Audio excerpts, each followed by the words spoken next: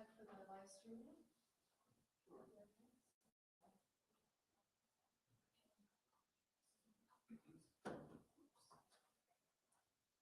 yeah, it's coming through, but it's asking if you can.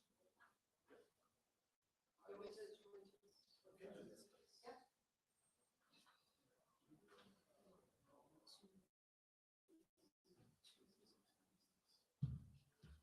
The handheld. Just checking that on the live stream, you can hear the audio okay, coming through from the handheld microphone. Can hear when? Okay, I'm also checking with the Africa.com team to make sure you can hear us on your live stream feed.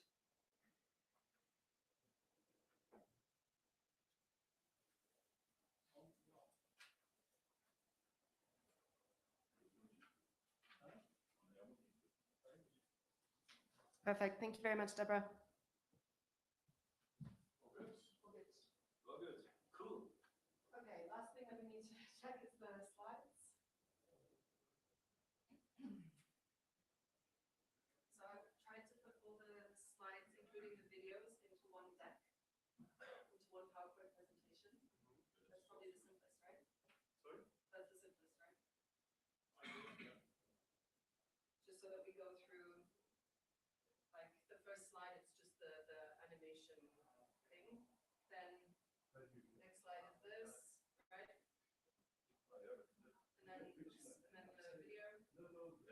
I just need to sort it in layer, so because we don't have PowerPoint at this point yet. I mean, we do have, but it's not there. Ja, aber ich kann sagen, der war gut, das schmeckt weg. Der liegt ja am anderen, wenn das geht. Is it in the slide? So it's just been added into the Google Drive, but just give me 1 minute because there's a couple more I need to add. But if you're okay with that all in one presentation, then it's easier, right? Getting ready for Videos. the big day, big event. Okay, let me just check one thing. And I'll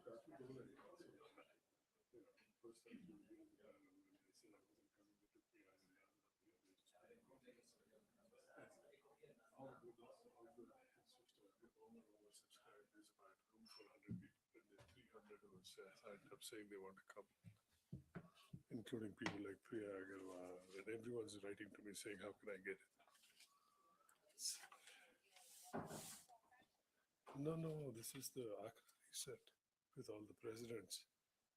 We have all the presidents here, so everyone wants to come because the presidents are here. I am running a panel. No, I'm moderating a panel.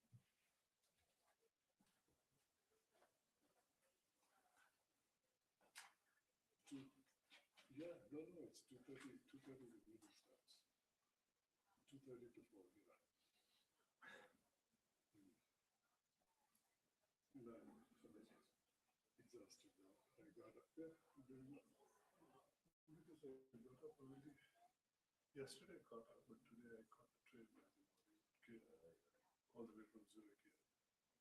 And then since then I've been sitting in one, I don't have a room right here. So I'm sitting with here, and even then a lot of people have chances to get something. So all good, all good, all good. You?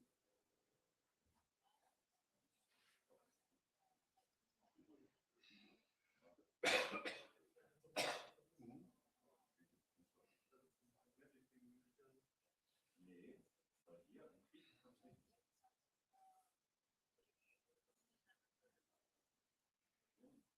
No, but I booked my ticket right now. I'm going, and I haven't had a chance to talk to Mohammed yet. So his flight is later. It's all, like everything always happens. He's coming, but he's coming half hour later. I was hoping he'd have been here half hour earlier so I could get to him on all this.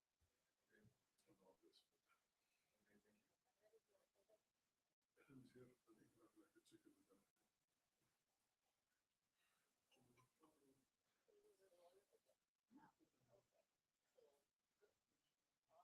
Could I ask you for a huge favor? Could you take a picture of me?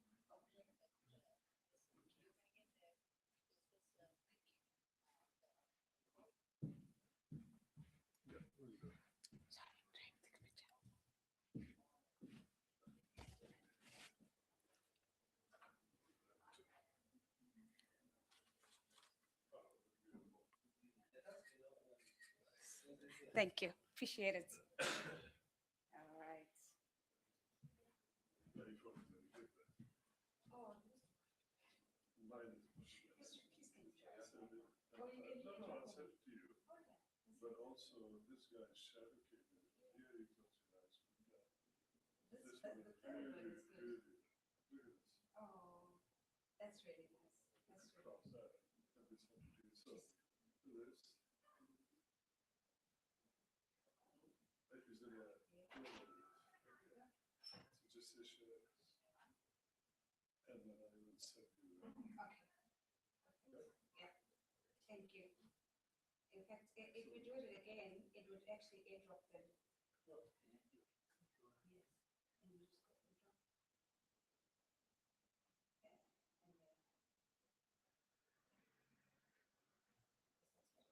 And then. Thank you. Thank you. Thank you.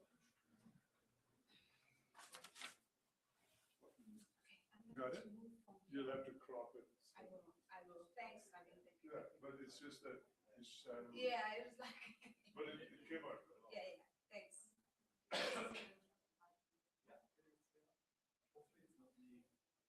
I'm guessing it's until the event starts, yeah. 23, Yeah, yeah, 7, yeah, it's must possible, be. yeah. Must be. Okay. As long as it's not Next like one. close session. Yeah. Is it okay for now? I mute the room on Zoom? Yeah. Yeah.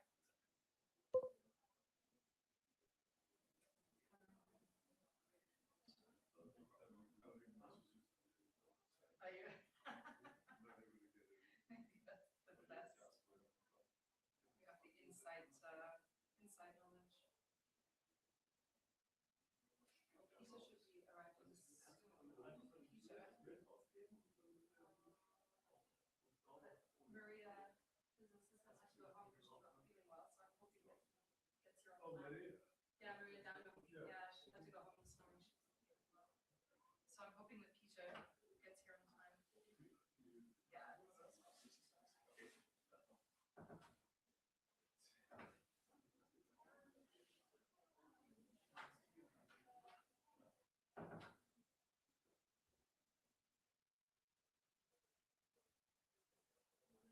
So you know, it's something different. Can you get this one?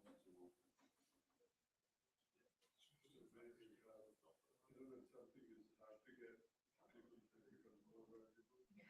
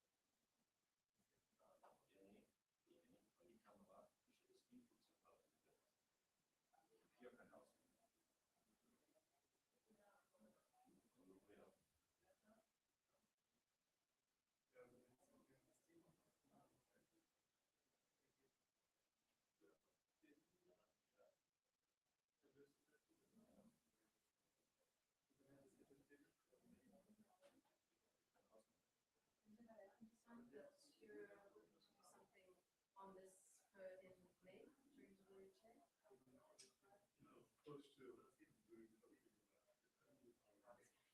I'm stuck in Stuck in it, yeah, fair enough, February. fair enough. This last week. Okay. Because a colleague mentioned that maybe Raquel are interested in doing something We around definitely this will be topic. doing something in Portland. Yeah. Yeah. But I'm right now Yeah, doing you focus on the immediate.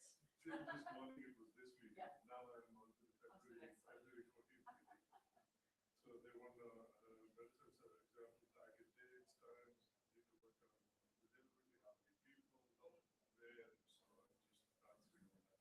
Fair enough.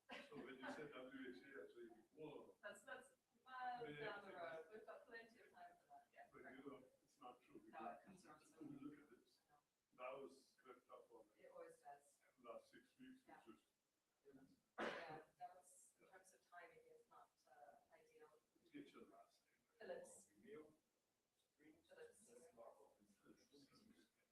I've been, I've worked with Estelle before. but I didn't know the Yeah. You worked with With Estelle? Yeah. On various events at the Bookchamp, UNGA. Oh, I'm terrible. And my colleague Anna, who's also worked with Yeah. Magula, she's coming as well. Oh, and it's cool. Yeah, she's, yeah. We've been working on a few together. You should text.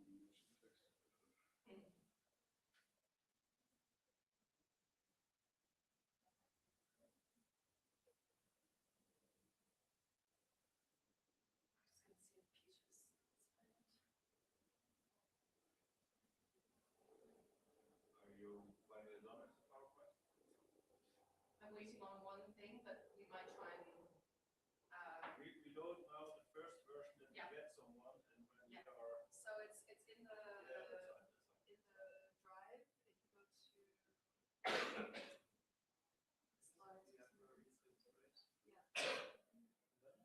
Transition slides.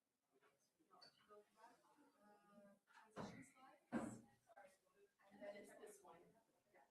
So you can just check that the videos will play. I made it so that it plays automatically. You don't need to click, so if you can just double check. Thank you.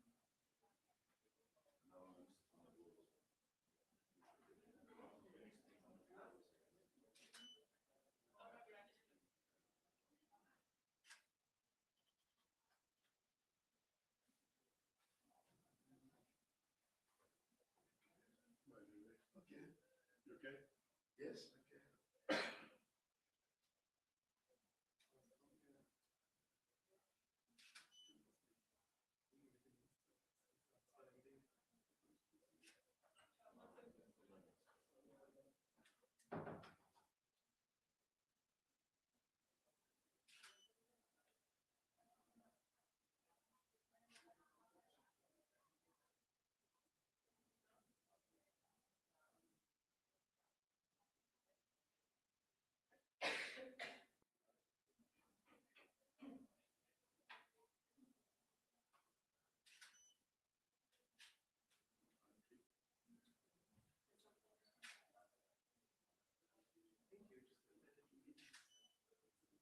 Oh. Videos so far.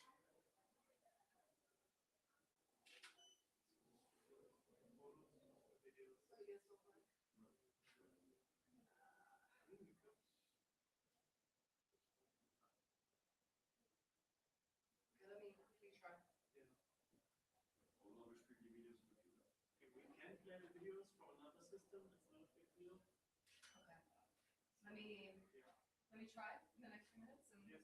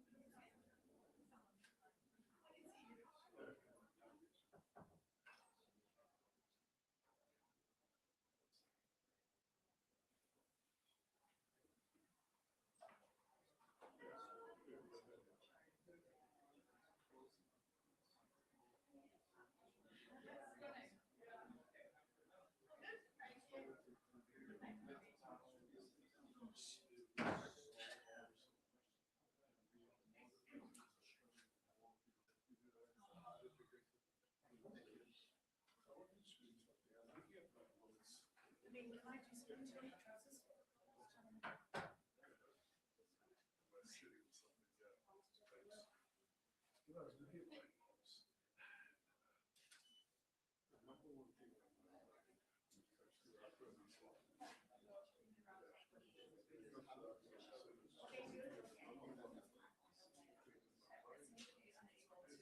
Download them and just let me know what sort of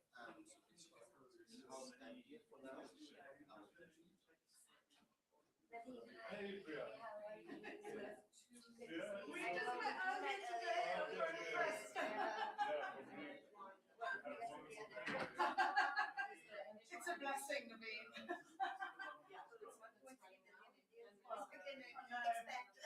Don't downplay yourself. You do amazing. But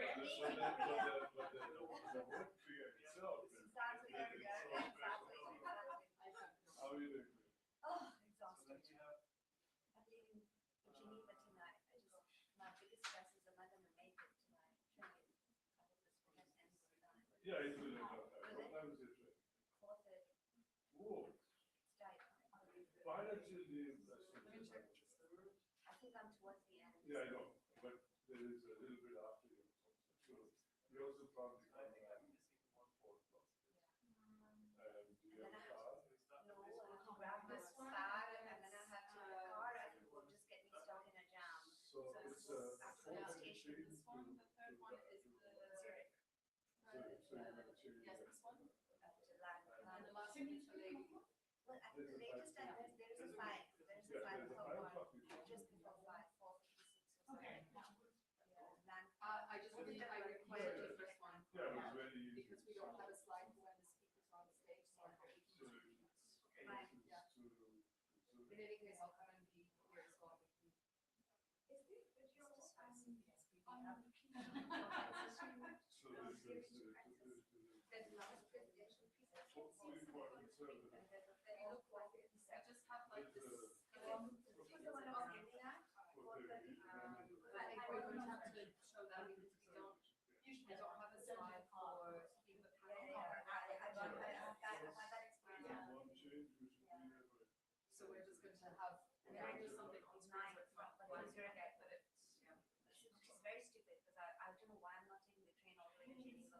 Whatever, it is what it is. Do you live in? No, I live in DC. Yeah, you should make. 4:57 brings me into And 9:22, 7:22. Your flight's when? 9. Oh, you're fine. Because you're in the, 7:22 brings me. yeah, into Zurich. That's, but then I have to get to the airport. No, it's across the street. Walk. Oh, It's okay. across the street. Oh, okay. Literally. So this is a Zurich airport, is it? No, this is Zurich station. Yeah. And the airport is. But you put Flughafen or have you put? Oh, that's right. Put So, Flughafen in. but that's another thing. Yeah, Fine. and So you, I've yeah. done that one. my main challenge is getting, I have my bags here, so I have to go to the train station with my bag. Yeah, so that 4:57 gets me Gets you to to Flughafen at 7:45. 7:45. Should be okay. It's across the street. Yeah, so you're all set. Okay, I'm all set. Don't even think about the 4:30. Take the 4:30. 4:57, yeah. Who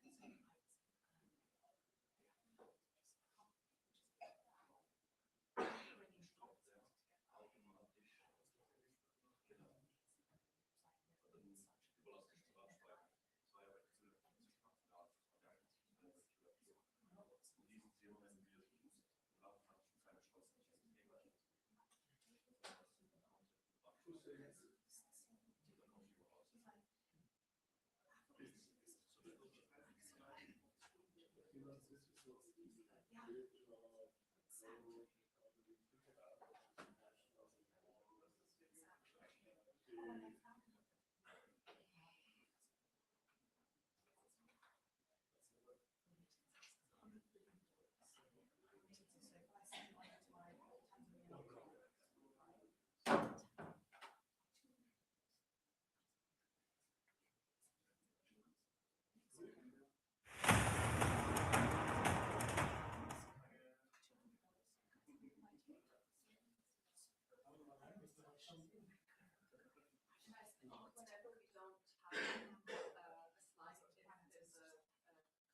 some pause or something's happening, we just put this on. So there's something.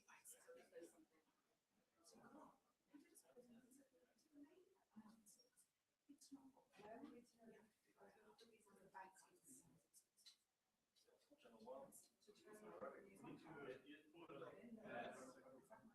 the wheel for the volume and up down for the channels. Channel 1 is 2 is English, 3 is French, channel 4 is French.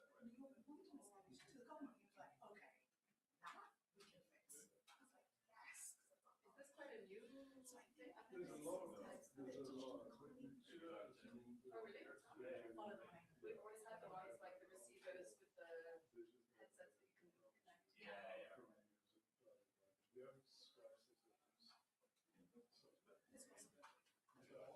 But Next version. yeah. And this is the big one. It's so big. Sorry. This whole thing about serenity. Yes. Yeah. And then it has a recording station as well.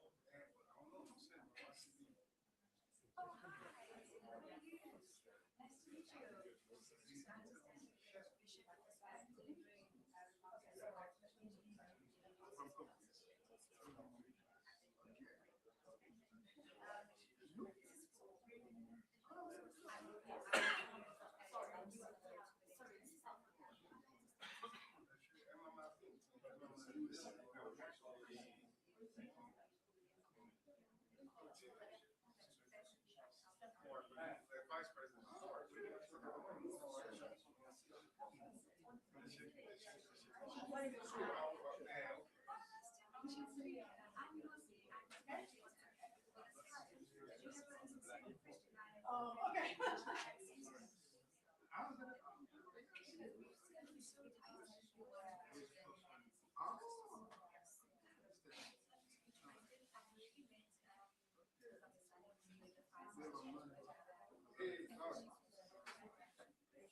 Fantastic. Okay. No, talent. Sorry, not okay.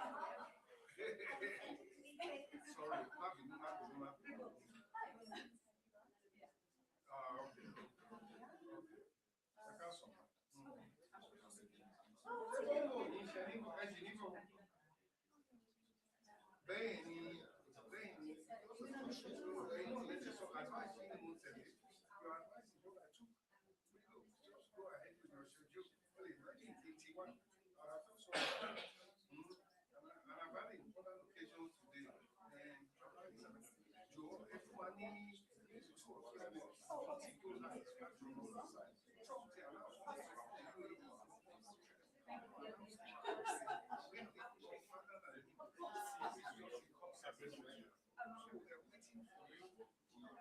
Okay, so then Okay, fine. No, fine. Yeah.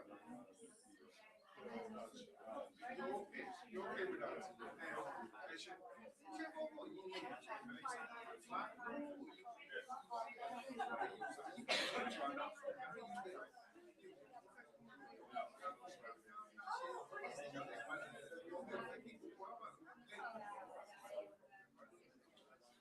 not be superstitious. Because you are like, okay, fine, fine.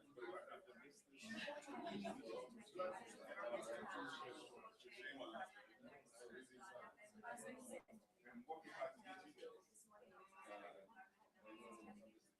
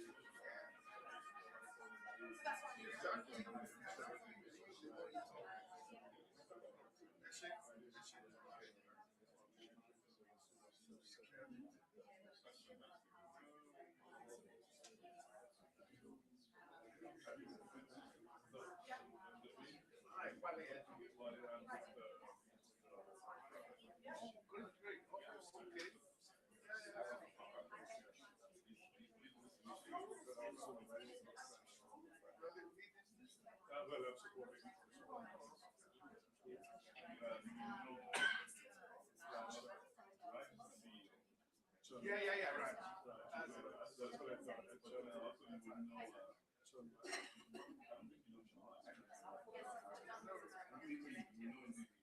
ended. Ended.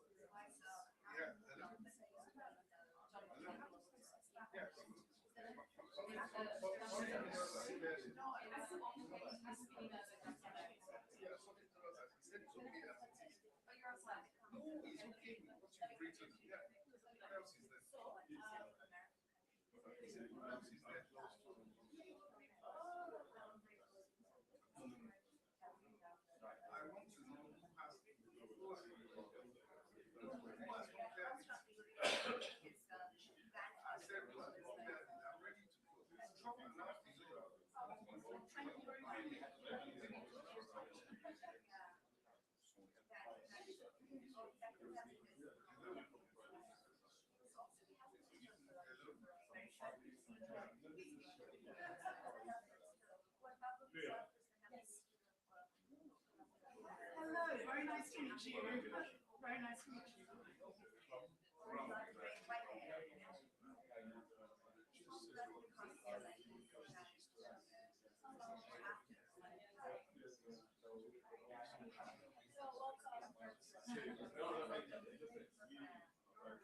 Recording in progress.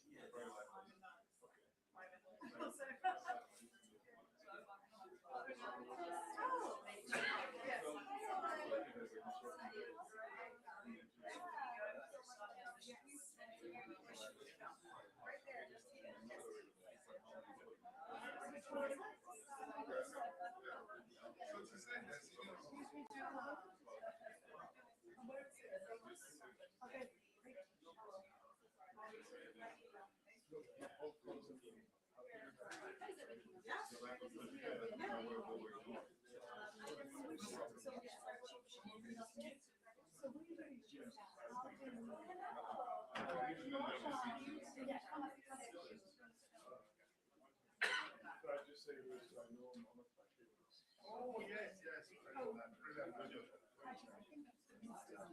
And as you supported him a lot as well. He's a very good smart. And they did smart. Stay back in the office. Well, that's okay, but that's okay.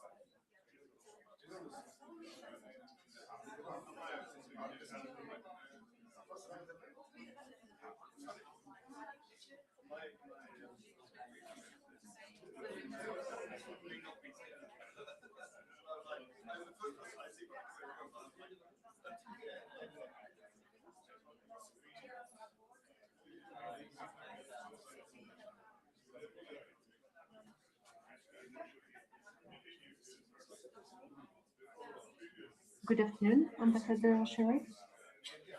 Can you hear me? Would like to test your audio. Yes, good afternoon. Good afternoon. Yes, I can hear you very well. Loud and clear. Can we test your video as well? Yes, please.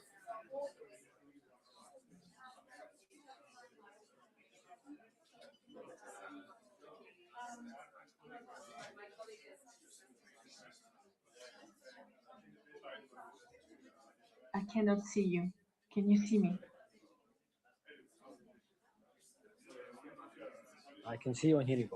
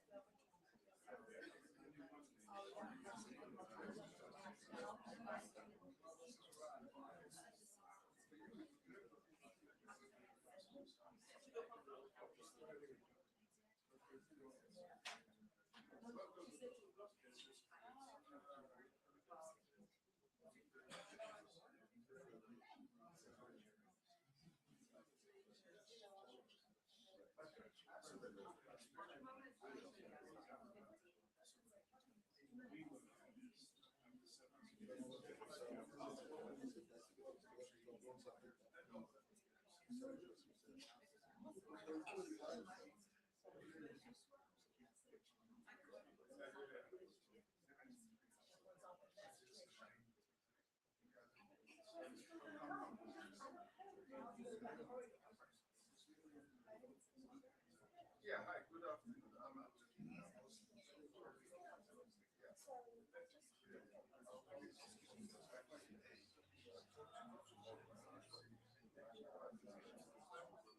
I agree. We have strategy.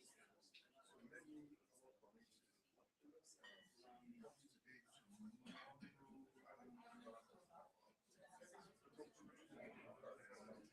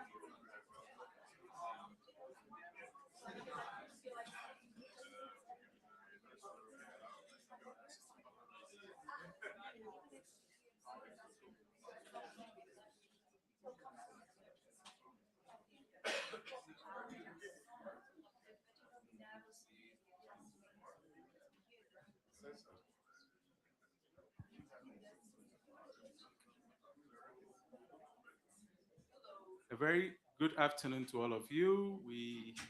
My name is Adam. I'm just trying to call the room to order. We are slightly behind schedule for a number of reasons, but we are committed to sticking within the allotted time, so we're going to breeze through this. We thank you again for making the time. There's still a queue outside. We're going to allow our VIPs to enter, and once they do, because we have a huge overflow, we're going to give the preference to the speakers and the speakers and the VIPs, because the speakers are all VIPs as well. And then when we see some VIPs come in the room that need help, we'll count on the younger ones to yield to the older ones so that they can have a seat, and the sense is that there are some who leave earlier, and so as they leave, we create room and then we keep adding on. So thank you very much. This is typical Davos. So we expect, it's almost like the UNGA. So once again, thank you very much. Welcome. And I'm just going to signal my colleagues and then we'll start. We'll get started. Thank you.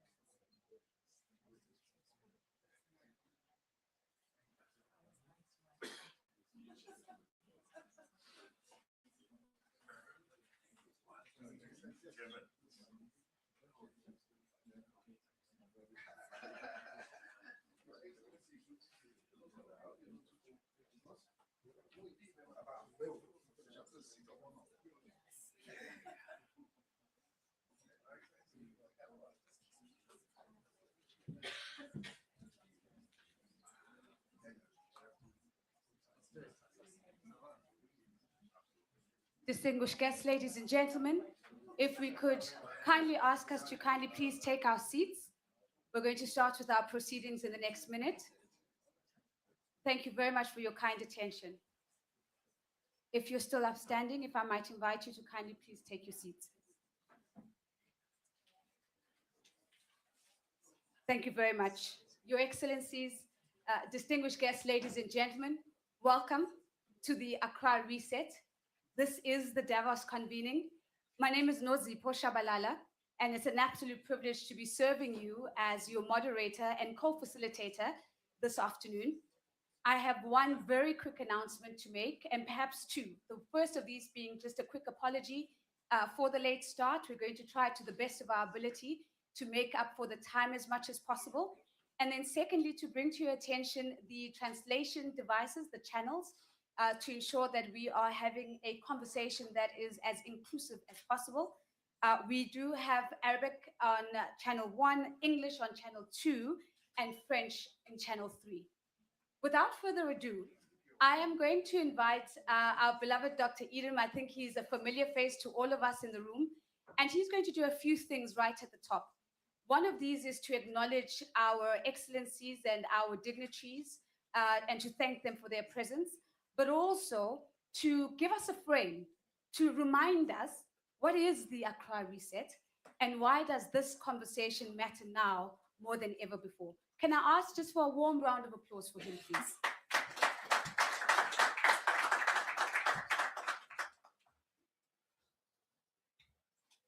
Thank you very much, Nozi, and once again, a very warm welcome to a rather very chilly Davos on a lovely afternoon today to this very special convening called the Accra Reset Davos convening. My portion is just basically to set a little context whilst welcoming you again, knowing how much some of you had to change schedules. I know there are those who are catching flights later today.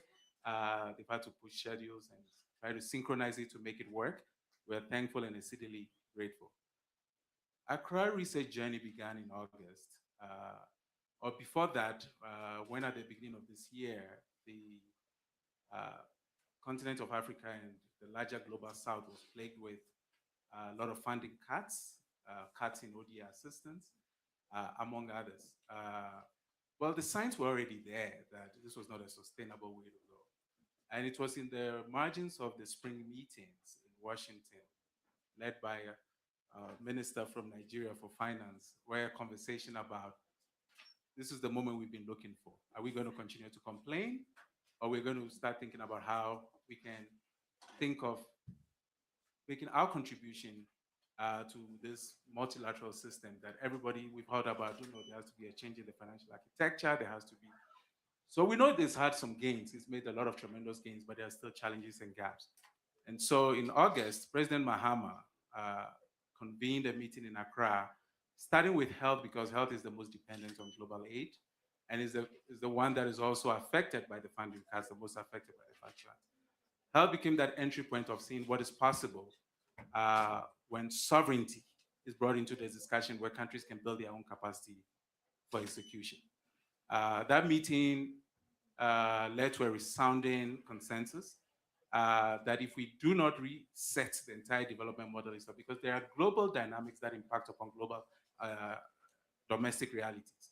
And if we don't reset that, we continue to plan and do all kinds of programming and be able to build all kinds of alliances and coalitions, but the scaling will always be an issue, and also integrating to global will be an issue.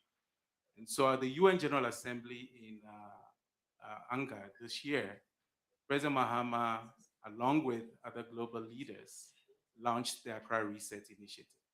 The initiative's goal is to rethink, remodel, and come up with new ideas after 60 years of reflection from the Global South, knowing that we cannot continue to depend on loans and aid, to look at what model can we also propose as prototypes for reforming and also creating an alternative to this ailing existing global order as far as development is concerned.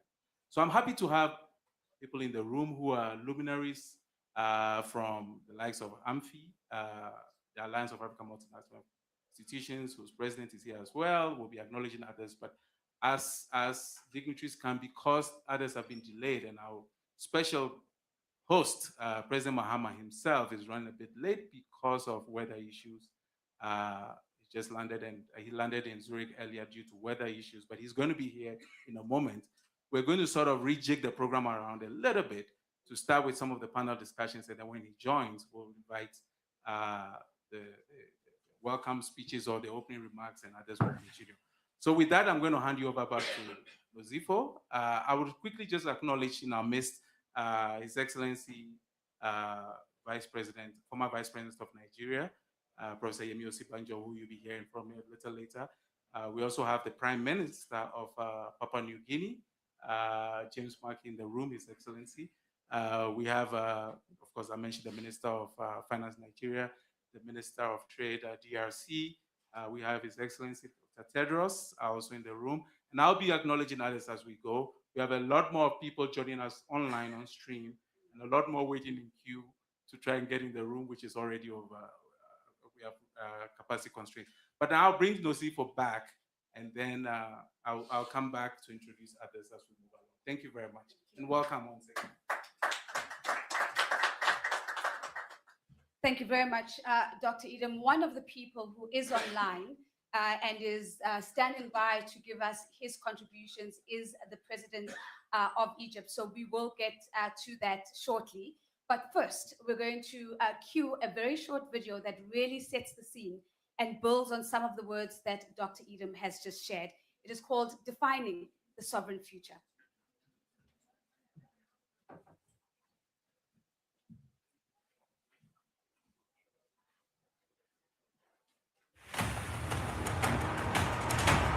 We are living through a moment of profound transition.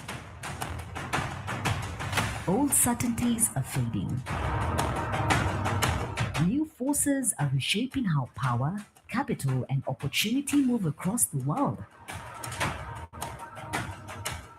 We are confronting something bigger than change. It is a test of being itself, being one planet, being one species, being one essence. For decades, development cooperation promised progress through consensus, development finance, and global goodwill. Yet too often, the results have been fragmentation without scale, financing without execution, and alignment without delivery. The gap between ambition and impact has been stretched to breaking point.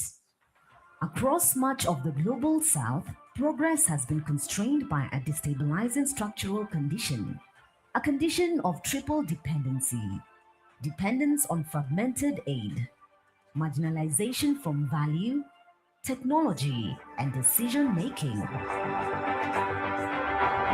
Think it is just a failure of ideas? Think again. It is a breakdown of the will to action, the long fatigue of deliberation paralysis. The missing variable has never been ambition. It has been sovereignty understood deeply, beyond posturing, steeped in practice. The practical capacity, the national agency to negotiate, to coordinate, to finance, and to implement at scale. Sovereignty as a discipline of delivery. This is the premise of the Accra Reset, a head-of-state anchored initiative to retool how development cooperation works in a post-dependency world.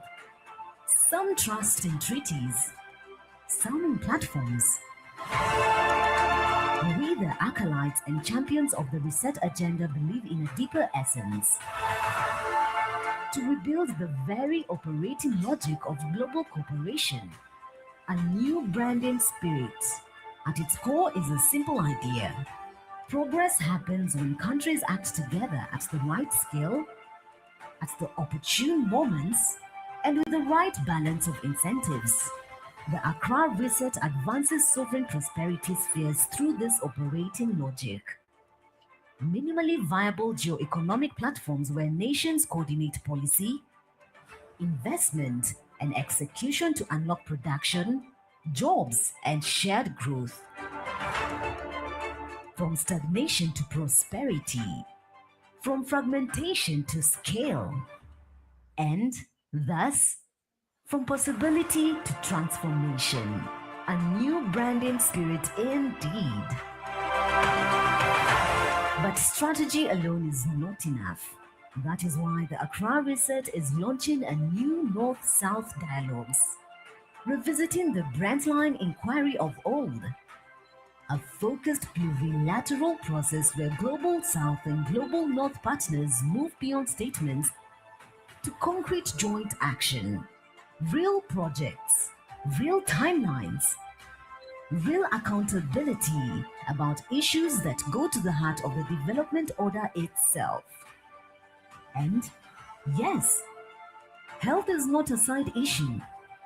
It is the clearest test of whether sovereignty is real. Health systems expose our capacity to govern complexity, to mobilize capital, and to protect lives while building industries. Health is a wedge, the bellwether, the radar.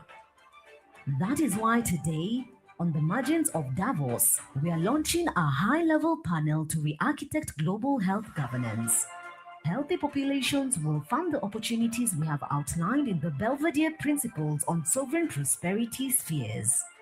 From artificial intelligence to critical minerals. Think digital public infrastructure. In fact, consider a global digital skills passport. Think tangible progress refined through communities of practice and policy exchanges.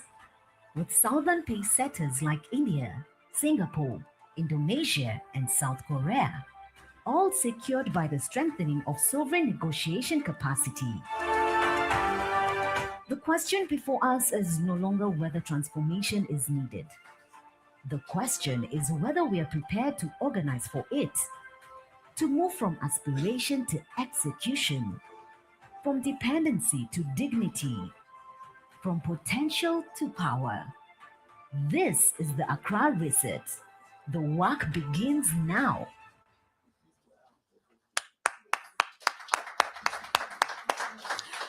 Ladies and gentlemen, thank you very much. While we are ready to commence with our first panel, I think it would be amiss to not take the moment to acknowledge our excellencies who have joined. And so, Dr. Edem, might I give you the podium once more briefly to extend those acknowledgements and to also let you know that I think the panelists are ready as soon as you are.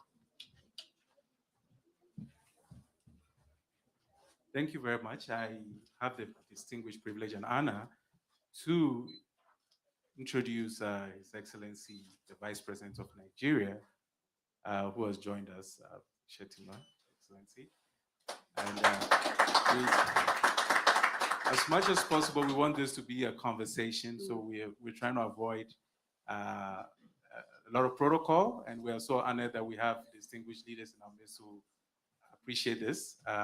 We have also His Excellency President Obasanjo, who is our patron and also the chairman of a member of the Guardian Council of the Accra Reset Initiative. Of course, he needs to introduce the former President of Nigeria, the Federal Republic of Nigeria, President Obasanjo. I've already introduced the Prime Minister. Thank you. Back to you. Thank you very much, Dr. Edem. We're going to proceed now with our very first panel. And as we rework the program in the flow, we will, of course, be making our way back to here from our excellencies. This conversation is centered on the question of capital, corridors, and sovereign investment platforms. It's my pleasure to welcome my panelists. If they might kindly please join me on stage. Allow me to welcome the CEO of the Africa Finance Corporation, Samaila Zubaru, President and CEO. Thank you very much, sir. Can we give him a big round of applause? I know that Dr. Haytham El Mayagri, the Executive Vice President from Afro-Exim Bank, is with us. Thank you very much, Dr. Haytham, for your time. The Honorable Prime Minister from Papua New Guinea. Thank you, Your Excellency, the Honorable James Marape. Let's give him a big round of applause. And unless my eyes are failing me, I have not yet spotted the Honorable Stella Ndabeni-Abrams, who is the Minister of Small Business Development in South Africa. Honorable Minister, if I've missed you, please, she is still stuck outside. So I'm going to continue with the conversation and maybe get assistance of getting the Honorable Minister in the room to join us.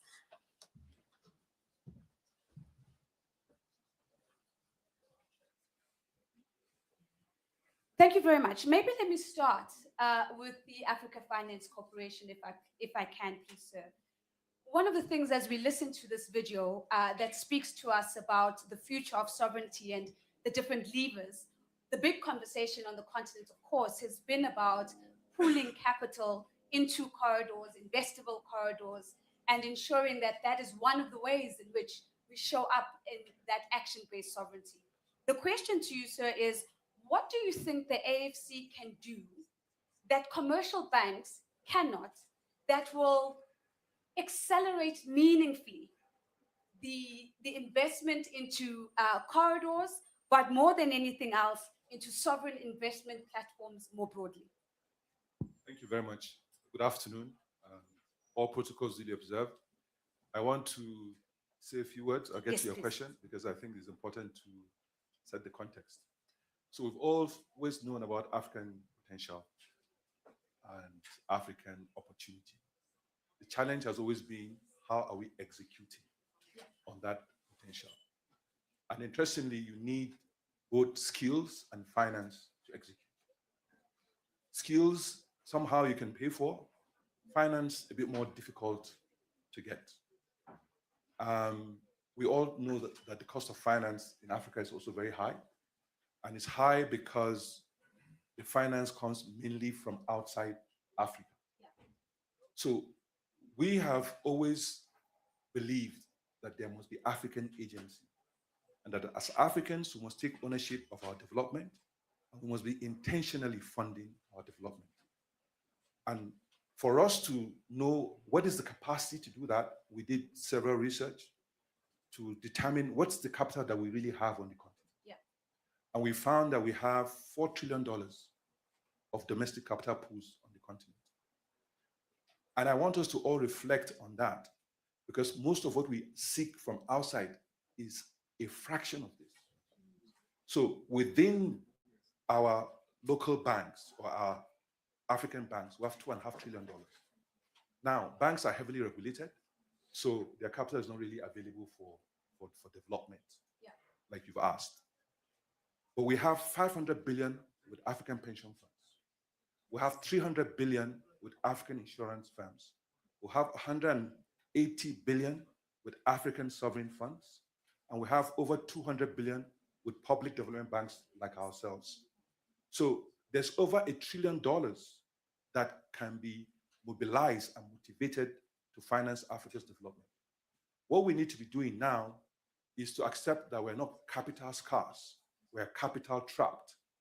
We need to be looking at how do we ensure capital flows from where it is now to where we need it the most. So I will give an example of what has happened in Nigeria. So several years ago, the Nigerian government did pension reforms, and they allowed for private sector managers to pool funds together and manage them. It put in place a regulatory program to determine how these managers would manage the funds. And part of what they did was to understand that you must make provision for the future of the worker and their children. It can't be that the worker works all his life, he saves, and then his children have no jobs. So you must be intentionally building the future for the savers. So they came up with a program whereby 5% of whatever is managed can be invested in infrastructure private equity, 15% in infrastructure bonds, 5% in venture capital private equity. Why? Because Africans are creative, but you must have a mechanism for them, for their creativity to be funded. So if there was no venture capital, there would be no Microsoft, there would be no Google, there would be no Snapchat. All the things that we're used to today were inventions. And there was a mechanism for funds to go through that, which is why that has been created. So this example in Nigeria should be replicated across the country. Right. Because I think it's only in Nigeria that we have this. In other places, they have what we call alternatives, and it needs to be better defined. So in essence, if we have 10%, or I mean, I'm not going to talk about 20, let's say 10% of 500 billion, that's 50 billion. If we have 50 billion to fund infrastructure across the continent, we know that what that will deliver. So the African Union has a plan, order NEPAD, they have a list of priority projects. All of that can be funded with this. So what we need to do is to do the work for the regulatory reforms, do the work for the risk innovation and intermediation that needs to ensure that funds flow. More importantly, we should also have more serious, focused conversations about our future. So this conversation that we're having today here, we should have it in Lagos, we should have it in Accra, we should have it in Nairobi, we should have it in Johannesburg. We should have our leaders, maybe not all of them because they're also busy, maybe 7, 10, 12 of them, come together and work with us to define a future that we can all fund, because we can do it. We just need to determine our priorities and ensure that we do it. Thank you very much. Thank you very much for that contribution. I want to build on what you've shared, because I think the phrase that we're not capital scarce, Dr. Haytham, we're capital trapped, is an important one for us to engage with. And so the question to you is that when you look at organizations like FXM Bank, what role do you see to help us box out of the trap that has been highlighted here so that we really are able to pool funds more meaningfully and we're able to really back these sovereign investment platforms? What is it that's going to be different that we need to do, whether we're doing it in Johannesburg or Lagos or Nairobi? So let me draw on what the reset means and Sure. see how our role should be. We should not think now projects within borders. We should think of corridors, regional coordination, Pan-Africa. We should also not look at transaction. Transaction are always forgotten and swallowed and finished. We should look at platform to finance. And the whole idea is that African Bank need to, and other multilaterals, to need to become more of a Pan-African structure and, Okay.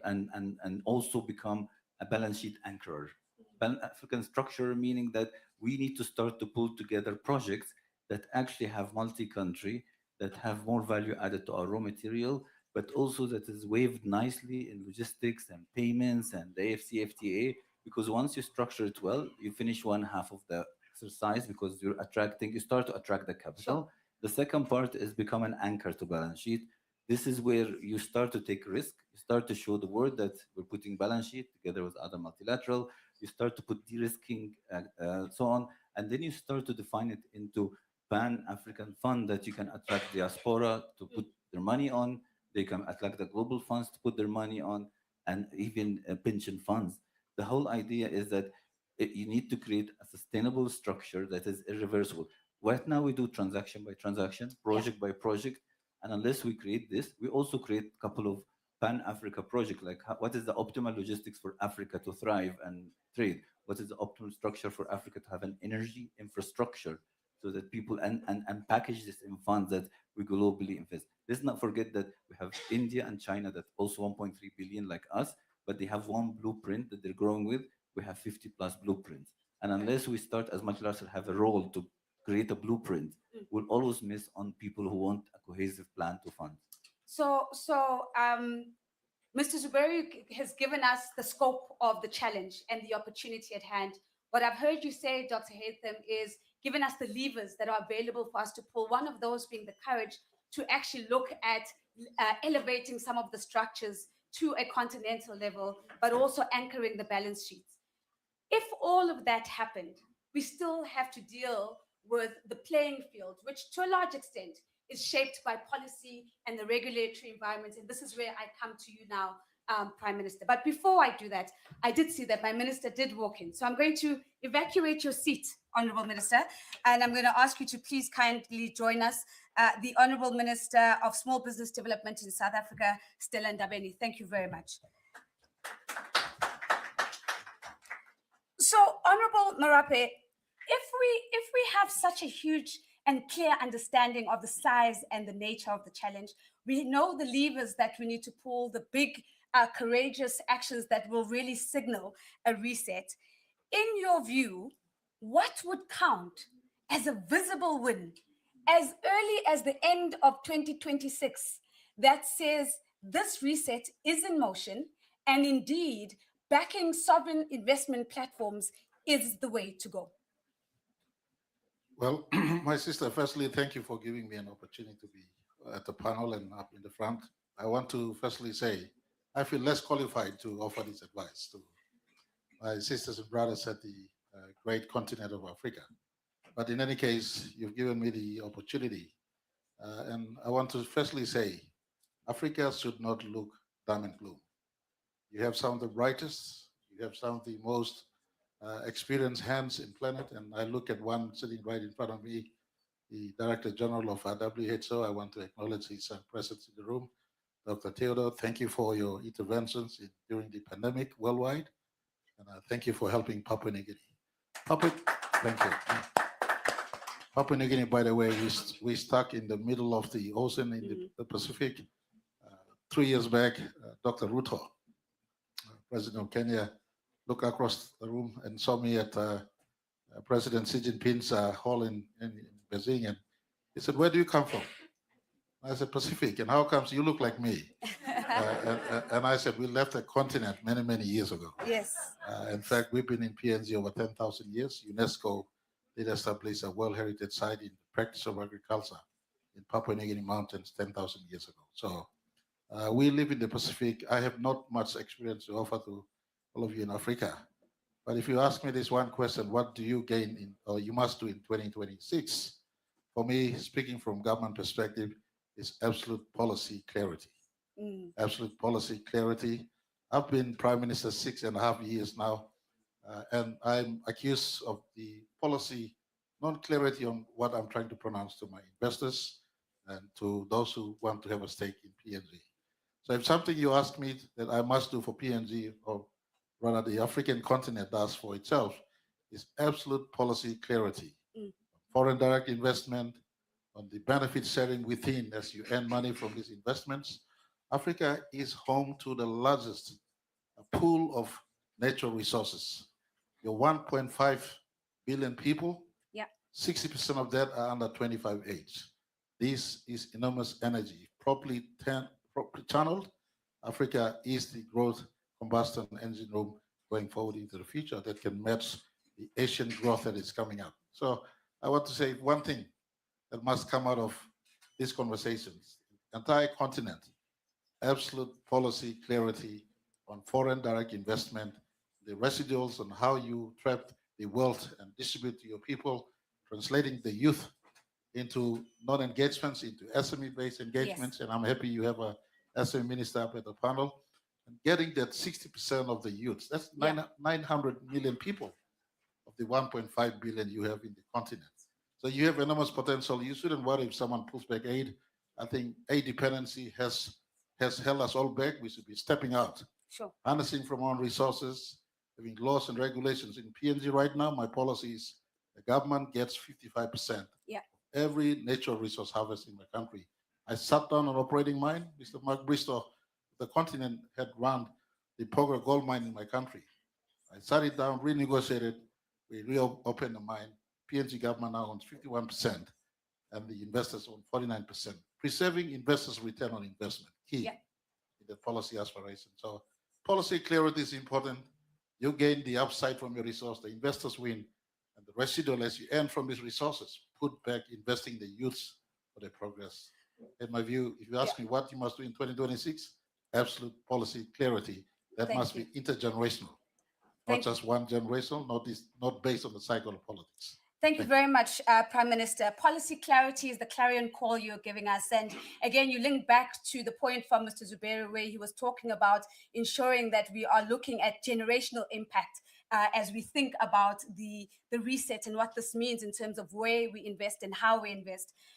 Minister Ndabeni Abrams, as I give you the final word as we begin to wrap up this panel, I think it's quite fitting that we move from the big clarion call from Dr. Haytham, who says, let's elevate and think about institutions at a continental level. We hear from Mr. Zuberu about how do we unlock domestic funds so that we can also self-fund our own ambition.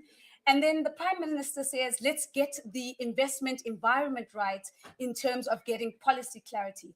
How do we do all of that and not leave small business behind and not leave young people behind in this equation? Thank you so much, and good afternoon, all your excellencies and all the guests that are here. Let me first apologize for arriving late. Security is a nightmare outside. We had to stand outside. It's not because I'm undermining the session. But one important point that I arrived as the Prime Minister was explaining on policy clarity, that I think we need to do beyond the clarity of the policy. Is Africa learning to speak with one voice and not indicate left and turn right? Got you. Because we know all the problems in Africa. We know what we have in terms of the resources that we have. We all know that.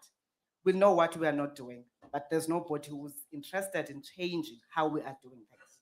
All the things that we are saying that must be done in Africa, the skilling, the investment within the continent, we speak about those in all the platforms, but there's no will to invest in that. And I think for as long as we are not really confronting that, VP, we're not going to go anywhere. We've got to say, all these resources, what do they do to benefit our people and continent? And to do that, it means this clarity that we're talking about must really be informed by the people of Africa, working with people who may have experience in what they can bring as collaboration to Africa, not it being imposed to Africa. Because Africans, they know what needs to be done. But as I said, it is the will to do that we're lacking. Of course, we understand the dynamics that we're faced with, which is why I agree with the Prime Minister to say, be clear on what you want on the FDI. It shouldn't be the manifest and then the rest follows. The money must follow what we want to do. Skills are there in Africa, we know that. I mean, like you can go to Silicon Valley, you can go everywhere. If you look at the Africans in the diaspora, they are driving the artificial intelligence. It's not other people that are driving that. In different sectors, in the services sector, if you're talking about engineers and all of those, it is Africans that are doing that. But we're not keeping them at home. We're not incentivizing Africans to invest the energy and capabilities that they have at home. It talks to the different interpretations of what we need to do, because as South Africa want to do what favors South Africans, Nigeria wants to do what Nigerians want. We forget that we can be stronger if we are working together.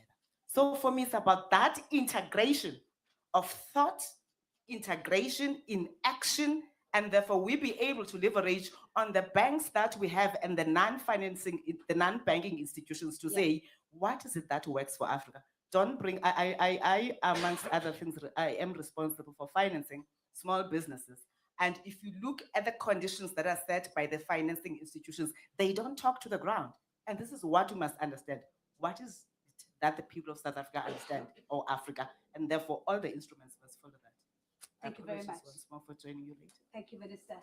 Thank you very much. Ladies and gentlemen, I think everybody can agree in the room that we could continue in this conversation. There are so many nuances that we could bring to the surface. The program doesn't allow us, but what we have been gifted in this very short and brief conversation is a reminder that the capability sits within the continent. The funds are there. We're not capital scarce. We're capital trapped. We've got the know-how to box out of that. We've got the policy intention to have more clarity. And we do have an instinct to really invest in the next generation through small and medium-sized enterprises, making sure that the impact is multi-generational. Might I ask for a big round of applause to my panelists, please? Thank you very much. As we build the program and rejig it in the flow, I'm going to ask you to bear with me. If you see my eyes darting to the back, I keep looking for signals from my colleagues to see if we're still on track. Where I'd like to go now is to call on Mr. Santiago Wills from the World Trade Organization. He has with him a message from the Director General of the WTO that he wishes to share with us in just a few minutes, not more than 2 to 3 minutes. Thank you very much. Let's welcome Mr. Wills, please.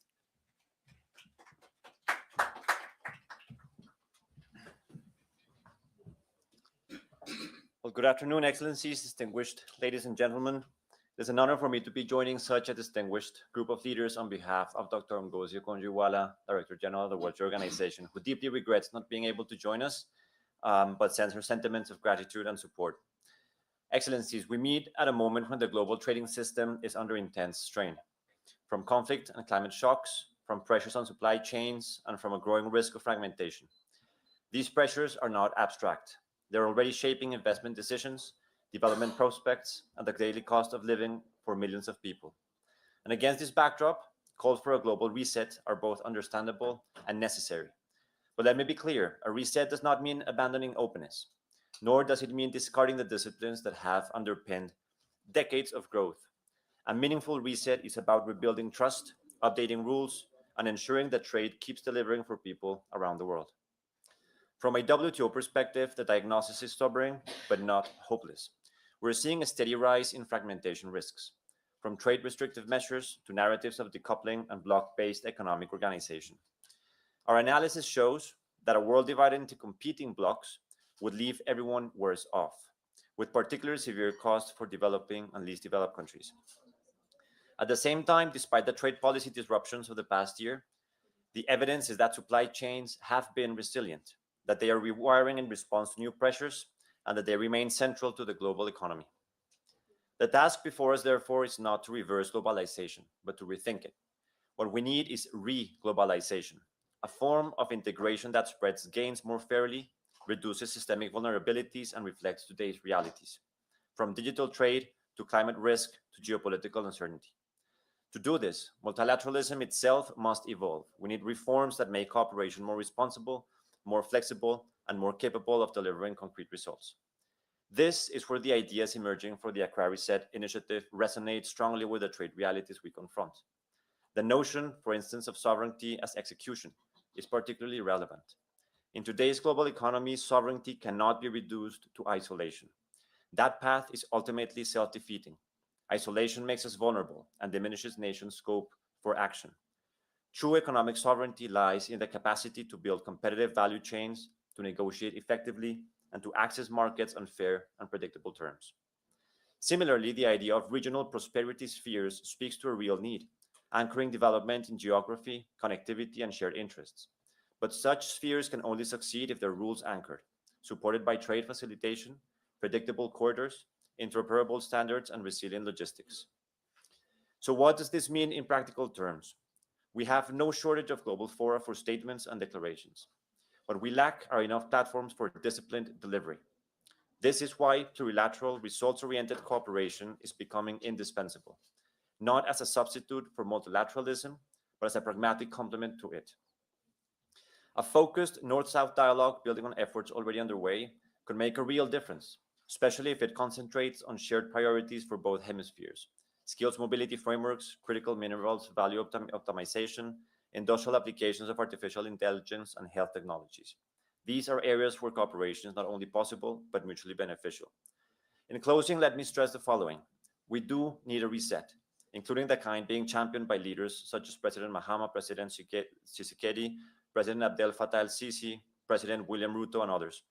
But it must be a reset that protects openness while rebuilding legitimacy, one that embraces cooperation while respecting sovereignty, and one that turns shared intent into measurable outcomes. We need it urgently so that trade can keep being an engine of prosperity rather than a fault line of division. Thank you, distinguished ladies and gentlemen.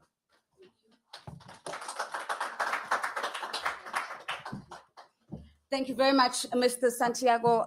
Thank you very much, Mr. Wills, for bringing in the voice of the Director General of the WTO. But more than that, thank you for then bringing in the North-South element to this conversation as we now transition into another short, concise panel I'm seeing that we're not going to go into the panel.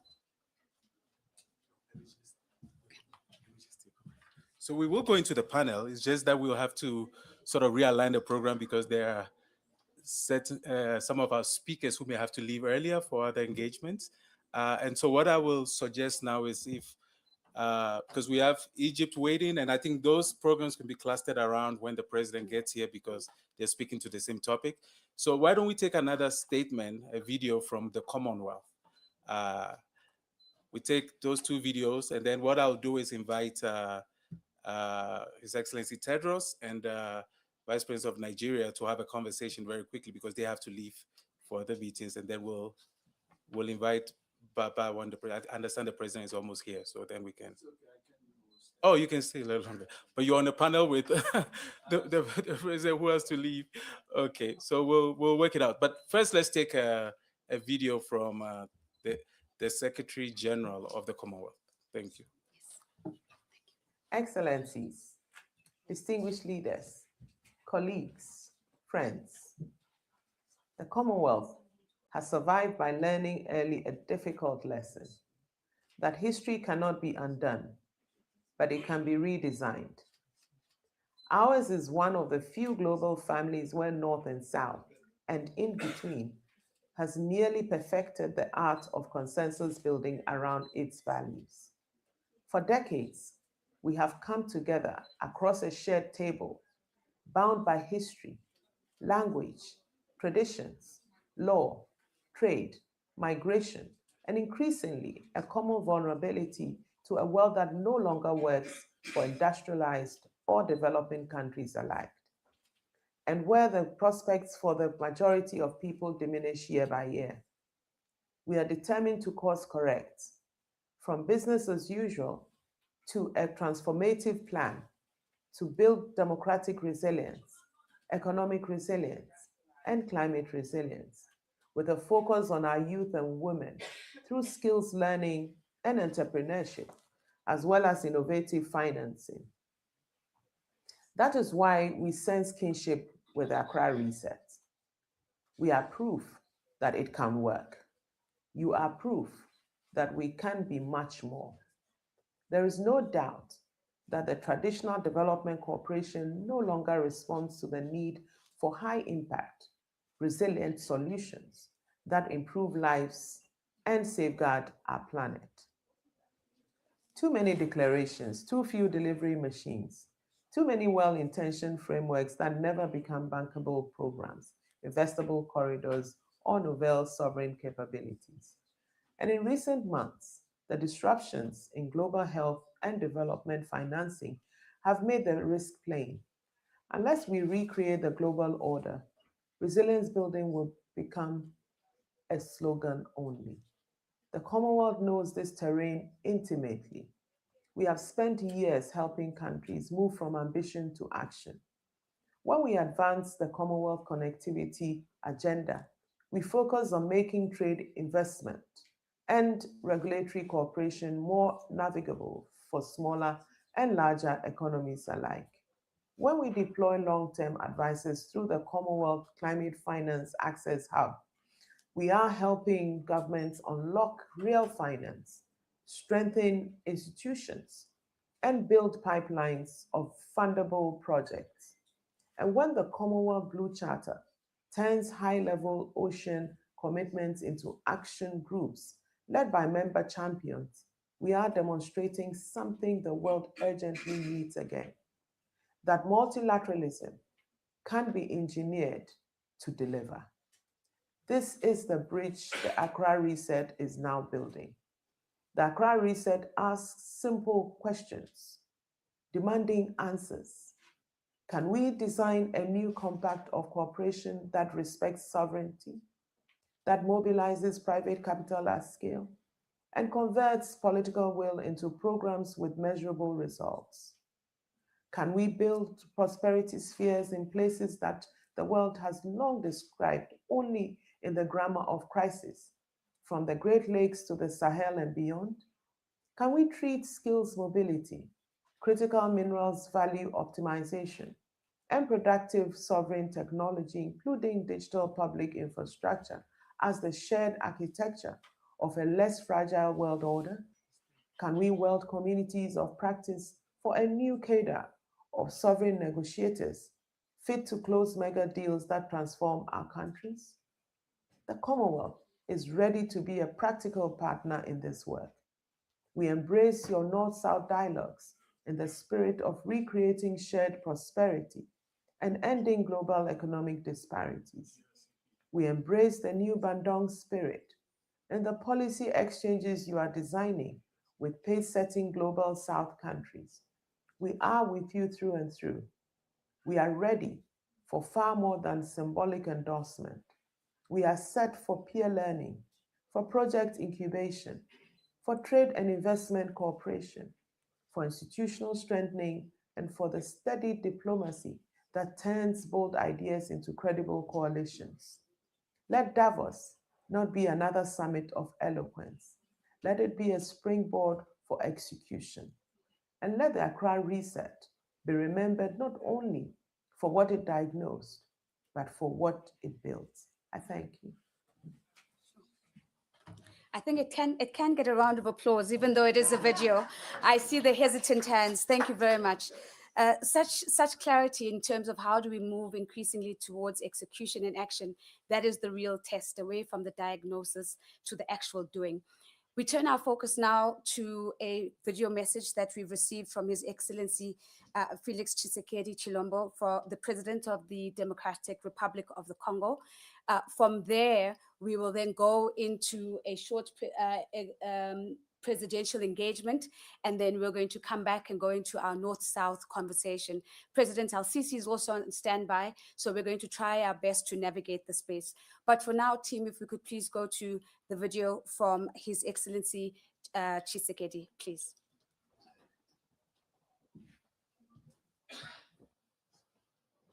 Excellences, Mesdames et Messieurs les chefs d'État et de gouvernement, distingués participants, Mesdames et Messieurs, c'est un honneur de m'adresser à vous en ma qualité de membre du Conseil présidentiel inaugural de l'Accra Reset à l'occasion de cette réunion de Davos placée sous une conviction simple mais exigeante: la souveraineté n'est pas un slogan. En effet, elle se prouve, elle se construit, elle se livre par l'action et par les résultats. Pour la République démocratique du Congo et pour l'ensemble de la région des Grands Lacs, cette souveraineté d'exécution commence par une vérité que nous devons désormais rendre pleinement investissable: la paix et l'harmonie ne se consolident pas par des déclarations seules. Elles se consolident par la production, par l'emploi, par des chaînes de valeur régionales crédibles et par une prospérité effectivement partagée. C'est précisément le sens de la sphère de prospérité souveraine. Une plateforme géoéconomique minimale viable dans laquelle des États voisins coordonnent leurs politiques publiques, leurs investissements et leurs standards afin de libérer les chaînes de valeur transfrontalières, d'intégrer les marchés régionaux et d'augmenter la résilience collective dans un environnement mondial devenu plus complexe. Dans cet esprit, la sphère de prospérité des Grands Lacs constitue une démonstration très concrète de ce que la souveraineté, lorsqu'elle est exercée de manière collaborative, peut produire. Plus de stabilité, plus d'opportunités mondiales et davantage de prospérité à long terme dans une région où nos destins sont interconnectés.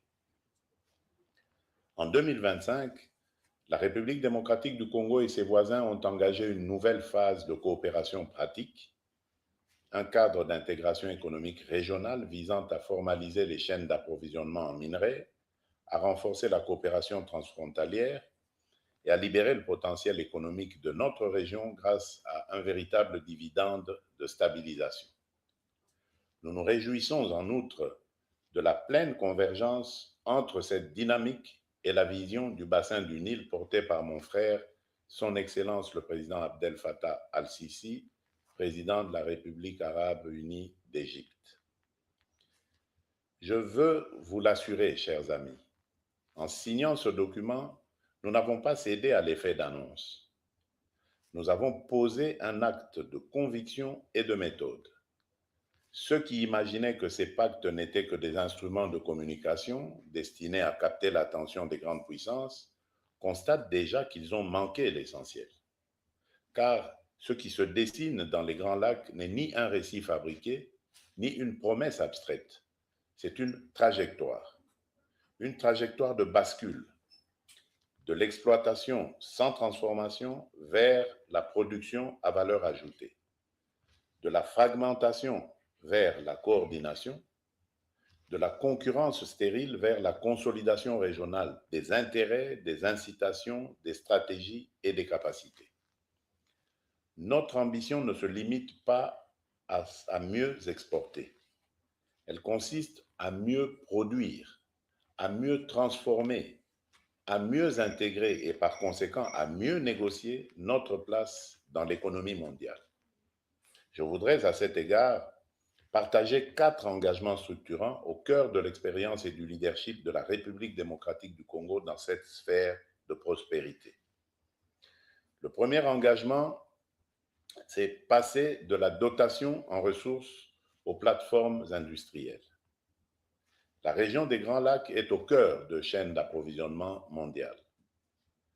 Le prochain chapitre doit être celui d'un basculement, de la logique des volumes à la logique de la valeur, de l'extraction vers la transformation, de l'opacité vers la traçabilité, de l'enclave vers l'écosystème industriel. Nous savons où se crée la valeur.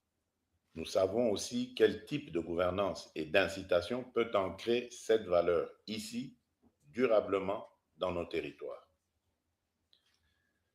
Deuxième engagement, construire des chaînes de valeur régionales adossées à des corridors, à des zones économiques spéciales et à des investissements coordonnés. Nos efforts, notamment avec la Zambie, pour développer une chaîne de valeur intégrée dans les batteries et soutenir des approches transfrontalières en matière de zones économiques spéciales, indiquent la direction à suivre. L'Afrique ne gagnera pas en restant fragmentée. Nous devons harmoniser, mutualiser, standardiser, afin d'élever nos chaînes de valeur, attirer l'investissement productif et créer des emplois qualifiés. Le troisième engagement, c'est faire de la mobilité des compétences et du transfert technologique une priorité de souveraineté. Il n'y aura pas d'industrialisation sans capital humain, sans ingénieurs, sans techniciens, sans chaîne de sous-traitance locale compétitive. Notre sphère de prospérité doit donc accélérer la circulation régionale des compétences, la reconnaissance des qualifications, les programmes conjoints de formation et l'adoption de technologies industrielles modernes comme l'automatisation, maintenance prédictive, la digitalisation des processus, la traçabilité et la certification. C'est ainsi que nous transformerons nos ressources en industrie et nos industries en prospérité partagée. Enfin, le quatrième engagement consiste à étendre la logique des corridors au-delà des minerais vers les biens publics industriels. L'Accra Reset a raison. La santé, par exemple, n'est pas seulement une obligation sociale, c'est un pilier d'industrie, de résilience et de sécurité humaine. Nous voulons promouvoir des investissements dans la production régionale de produits et technologies de santé essentiels, une gouvernance renforcée des achats et une agrégation de la demande afin de rendre la production viable à grande échelle au-delà des frontières.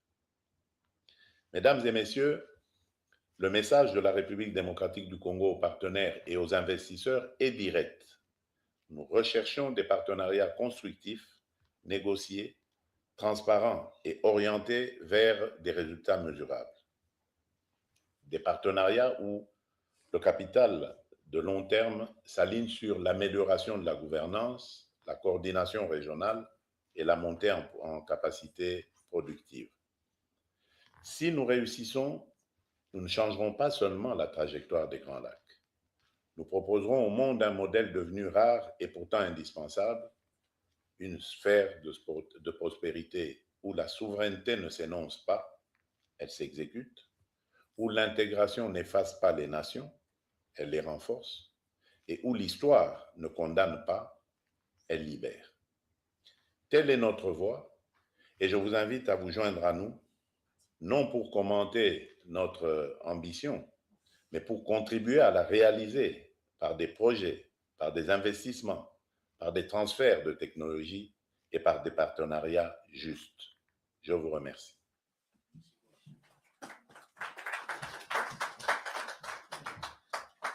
Thank you very much. So that was a message from President Tshisekedi on how Congo in the Great Lakes region is looking at basically rolling out its prosperity sphere. We'll have a chance to also listen to Egypt, who is leading the Now Basin discussion on prosperity spheres. But what I want to do at this point is to splice the program a little bit and rearrange it.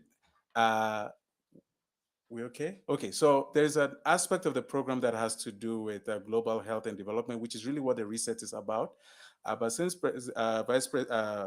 former His Excellency Professor Yemi Osibanjo has to take leave, we'll take the development part, and then we'll come back to Dr. Tedros for the health part later when we are talking about the health architecture. So may I invite His Excellency just to give us just brief 3 minutes on given what you heard about the prosperity spheres, and I know I'm putting you on the spot because it was supposed to be a panel discussion. Given what you've heard also about, not just the prosperity spheres, but also what you're leading, the initiative you're leading also globally about also reimagining the whole global development architecture. Give us your parting words on how you think this can sort of fuse well with what Accra Reset is doing. Thank you very much.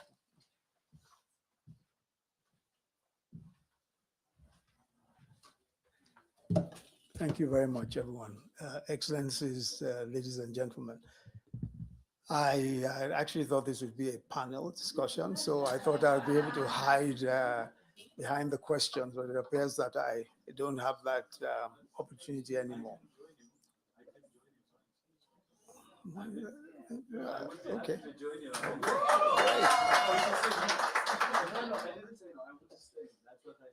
Okay, I just need that here because we're there, so I don't mind. Yeah, we're saved. Okay, please. Yeah, please, I'll just sit in. Okay.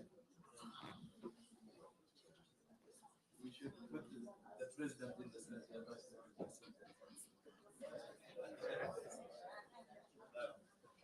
Good. That's good.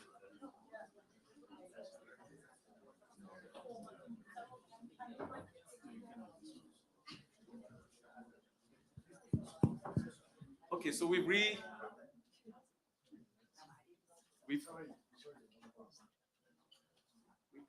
fused health and development back together. So why don't I give, since Dr. Teros, why don't you start with, no, I'll start with Professor Sibanjo. You're leading an initiative currently on resetting global development as well. And of course, we can't have duplication of too many such like initiatives. So how do you see this fusing with the reset? Okay, so just very quickly. So this initiative is about how to reimagine development cooperation in the wake of defunding and the tumbling of ODA. And the whole idea is to find ways of rethinking how to fund development here and there. I think one of the major problems that we need to, of course, deal with is healthcare, how to fund health. And if we ask ourselves what has worked, I think that's probably a good place to start. And for me, one of those things that has worked very well is really the multilateral platforms, the Gavis, the global funds, the PEPFARs, and all of that. Those have worked very well indeed. And they have worked partly because they deal with some of the governance issues that you have to deal with when funding healthcare. They are measurable. The results are measurable. It is cheaper per dollar, depending on the currency you use, to fund, for example, malaria, HIV/AIDS, and several of the other types of serious situations that we found ourselves in. So these platforms have worked very well. And they also answer the question, how do you collaborate? How do you work together? Because collaboration is going to be key. And I think we heard the Honorable Minister speak about that. We have to speak with one voice. And one of the things that these platforms have done is to aggregate people, to cause civil society, governments, private sector to work together. Second thing that has worked, of course, are the multilateral institutions. And they have delivered, and if you look at some of the funding, the WHO, of course, is a good example. But if you look at the African institutions, for instance, we heard about the AFDB, we heard of the AFC, Afro-Exim, etc. They have actually worked, they've delivered. The problem, of course, is with efficiency. And sometimes, you find that some of these institutions are not as efficient in terms of delivery as they ought to. But we can deal with that. The most important thing is that going forward, in the absence of aid, we're not going to have the luxury of ODA. So we need to work with those institutions. We need to work with our DFIs. And already there are indications that these institutions can actually work.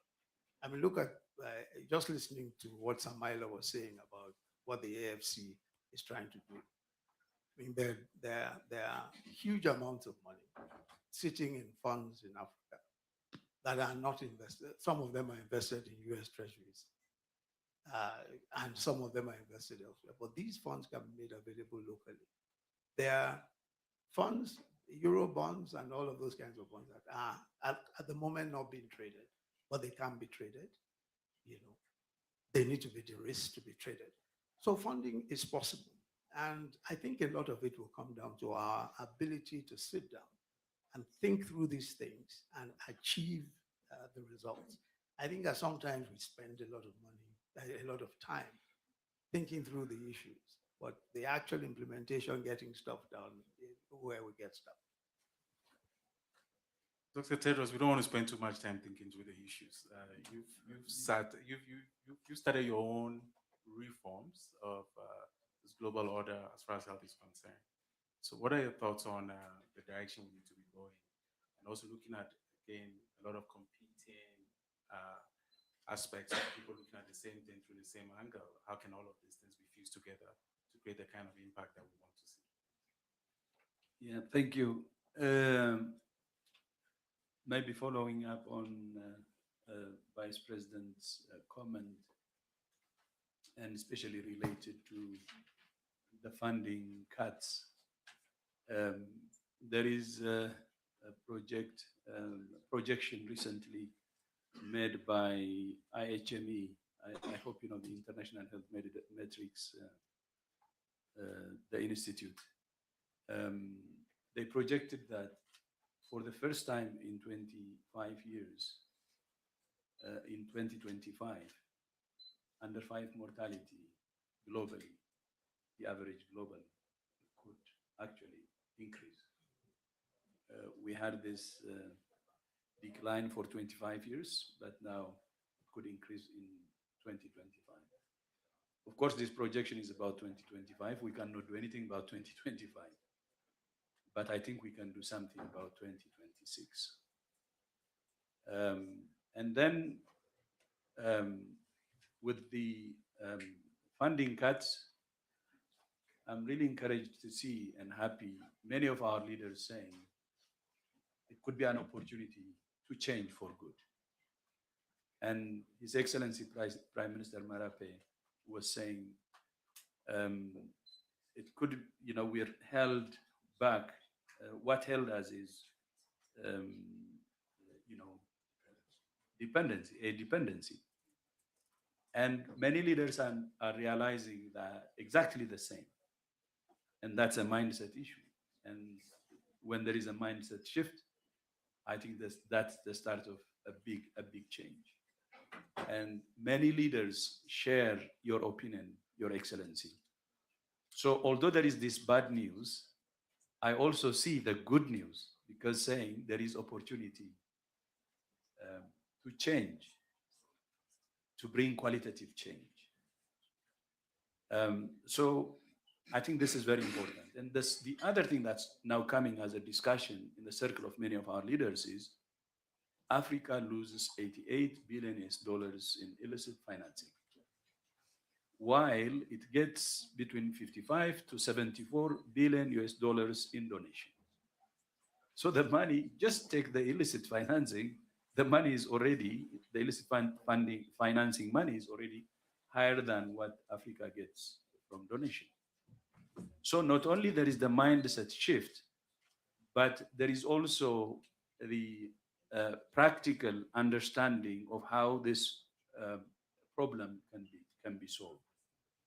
But not only that, many leaders are now saying we need to mobilize domestic resources. One is the illicit financing, taking care of that, but we can mobilize domestic resources.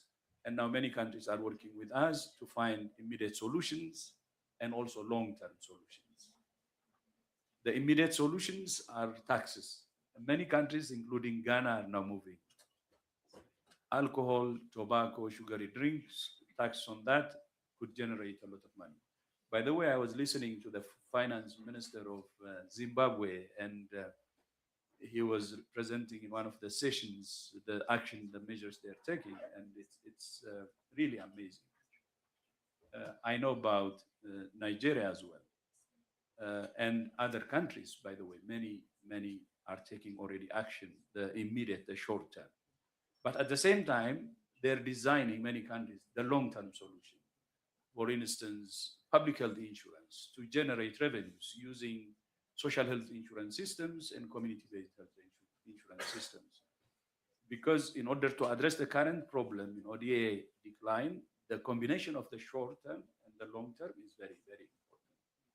And we're trying to support. So these are the two issues.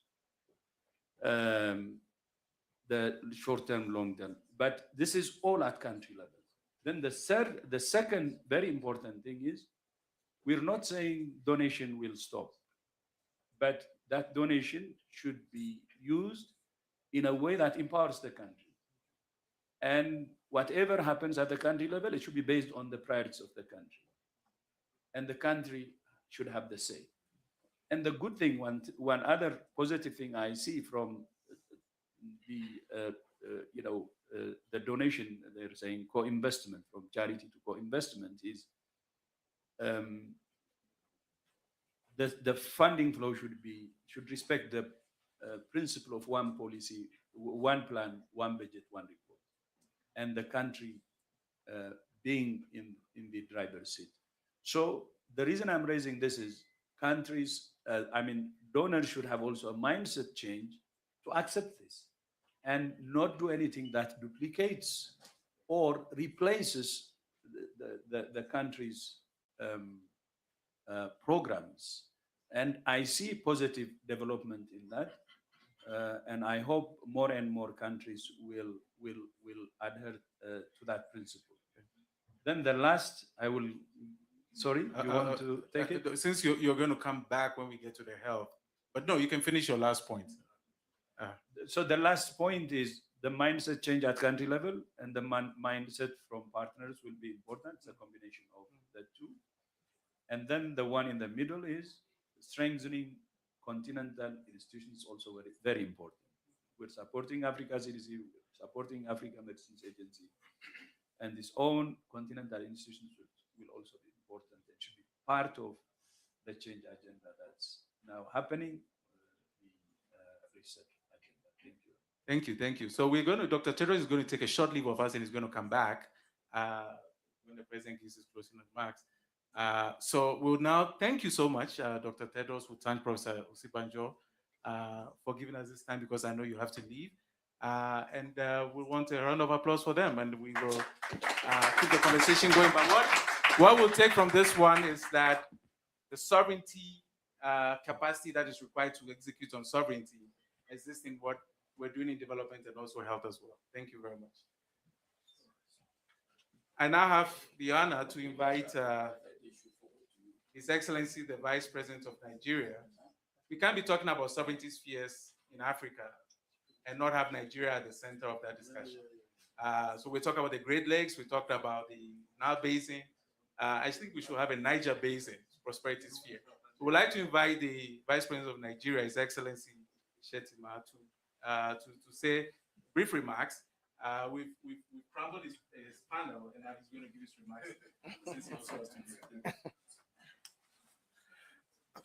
Your Excellencies, distinguished ladies and gentlemen, and of course, the elder statesman under whose tutelage we were radicalized when growing up in the 70s and the 80s, have now been turned into a conservative capitalist, an elder statesman, a global statesman.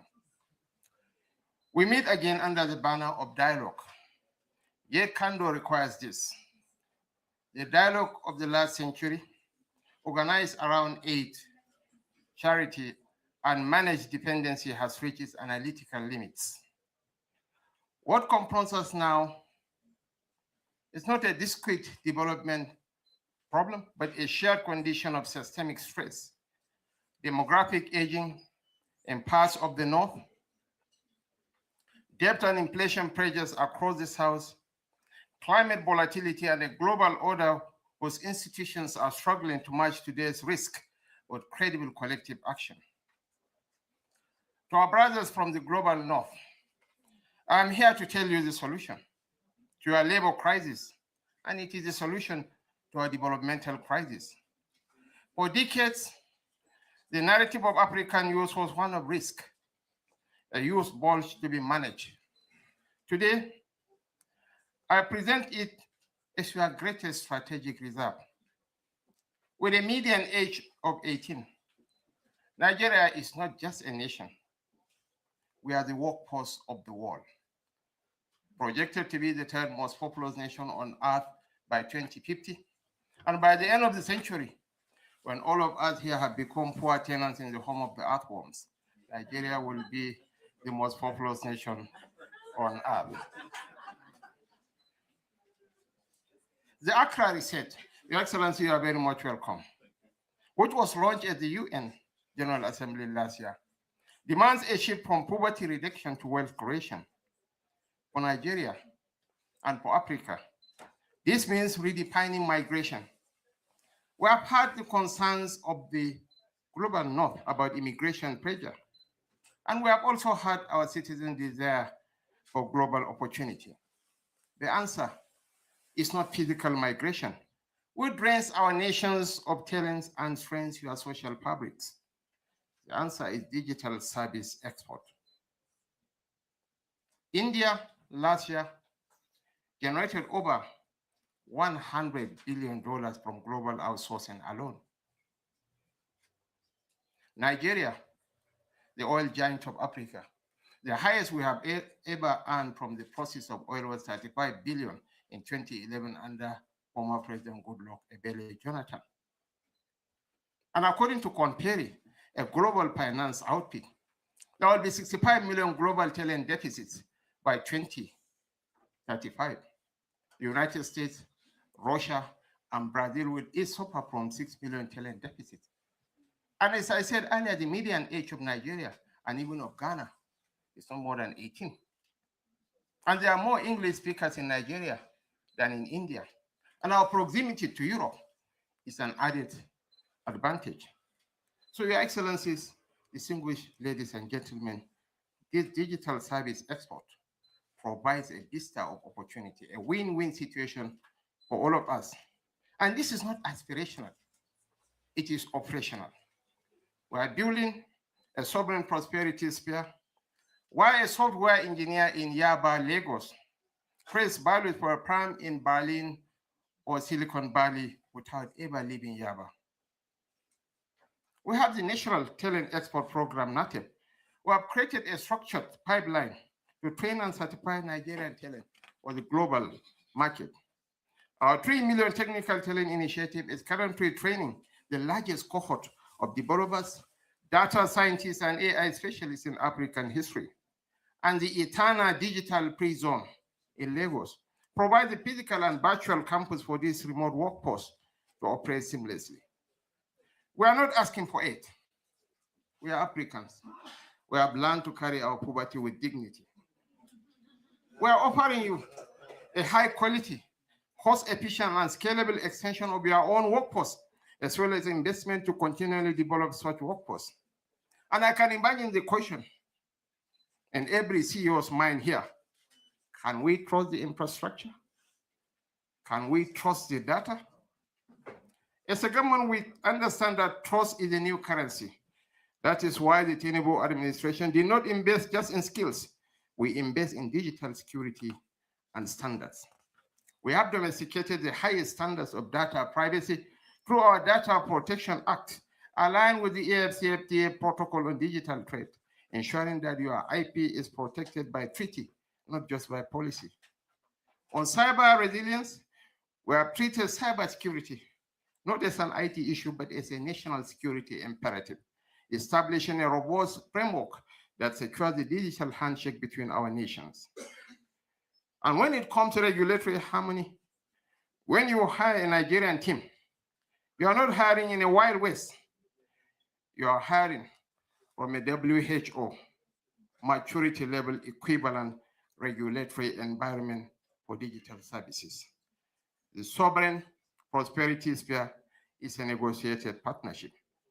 Therefore, I come to Davos with 2 specific propositions for leaders of the Fortune 500 companies that are seated here. And I call on you to form a joint architecture, join our NATEP Corporate Council, partner with us to define the curriculum, tell us exactly what skills you need, cybersecurity, AI ethics, development operations, and we'll build the training pipeline to match your specifications. And secondly, make the commitment. Impact investing is good, but impact sourcing is better. I challenge the global 500 companies represented here to commit to sourcing 10% of their remote technical workforce from the Accra research nations by 2030. This is a win-win we promise for decades, but fail to deliver. You get the talent you desperately need to innovate. We get the dignified jobs we need to stabilize. Together, we turn the digital divide into a digital bridge. The bridge is built. It is secure. It is open for business. It is time to cross it.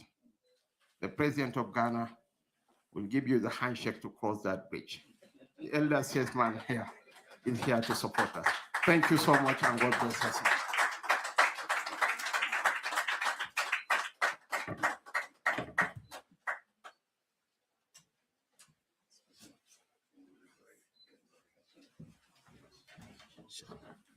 Shall we give another round of applause to the Vice President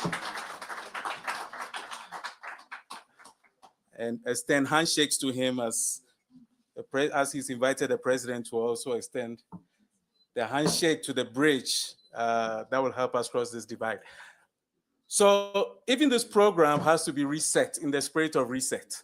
So we're going to go back to the original idea we had, given that we are blessed and privileged now to have His Excellency the President of Ghana with us. And so in that spirit of reset, I'd now like to invite His Excellency Chief Olusegun Obasanjo to give his opening remarks that he was supposed to have given an hour ago. So Baba, would like to welcome, in your capacity as a member of the Guardians of Accra Reset.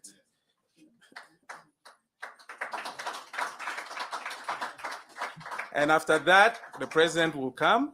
We'll take leave of those who have to leave us. But we should thank them again for holding the fort. Professor Yemi, His Excellency the Vice President, thank you very much.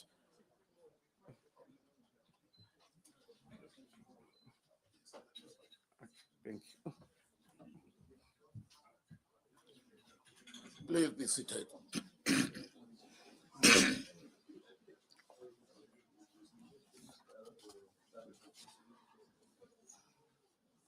Your Excellency, the President of the Republic of Ghana, and my dear brother, Your Excellencies, distinguished ladies and gentlemen, Dr. Adam said what I'm giving is opening remark. I think this program is gone probably 3/4 of the way. So what I'm giving is mid-course remark.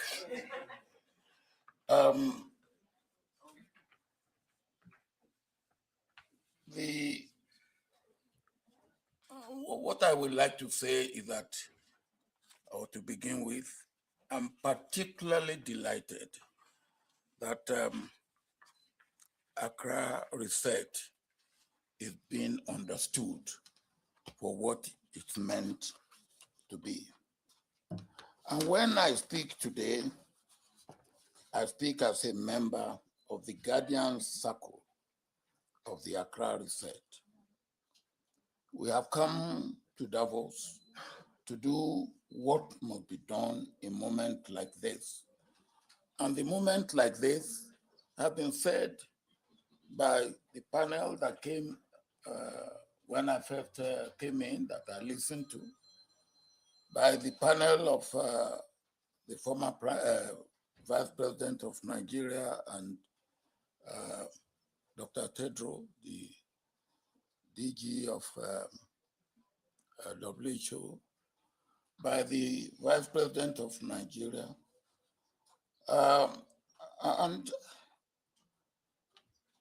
and to name reality clearly, to define a practical direction, and to call serious people to serious work of new resource architecture, including investment for sustainable and sustained development and growth.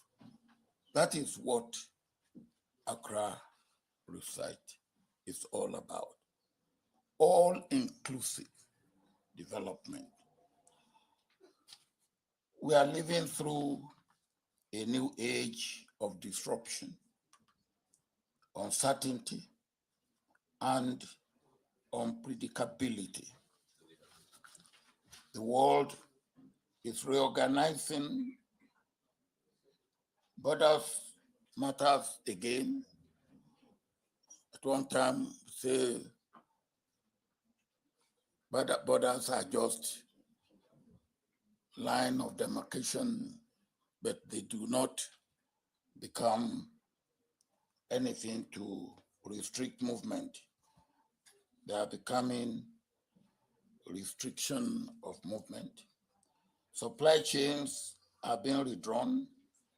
Security and economics are fused. And at the same time, the old development architecture is struggling, wobbling, and unreliable. Aid systems are under fiscal stress and are dwindling, if not disappearing. Institutions are pulled by competition and mandates. Trust is weakening. Coordination is harder. In such moments, countries that are not organized for negotiation and execution do not merely fall behind. They become bargaining chips and at best, and footsteps are the worst. That is why the Accra Reset has come to be, to inspire leaders to stop complaining about the system that has changed or is changing, and to build a way through it. Across much of Global South, we see a similar distressing pattern. And as the Prime Minister said during the panel discussion, clarity of policies, that we don't often see. Vulnerability to the geopolitics of others. Dependence on financing that comes with fragmentation, volatility, and weak domestic accountability.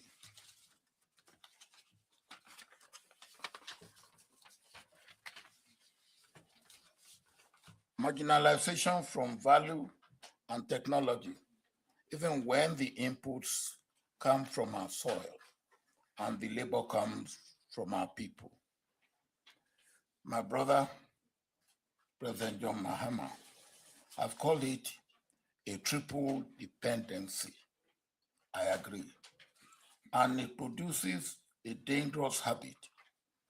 It trains nations to negotiate from fear, to plan from scarcity, and to implement under permanent interruption, and now with disruption added. So let us be clear. Sovereignty is not a flag that we have gone to come here and wave about. Sovereignty is discipline. It is the ability to make choices and carry them through.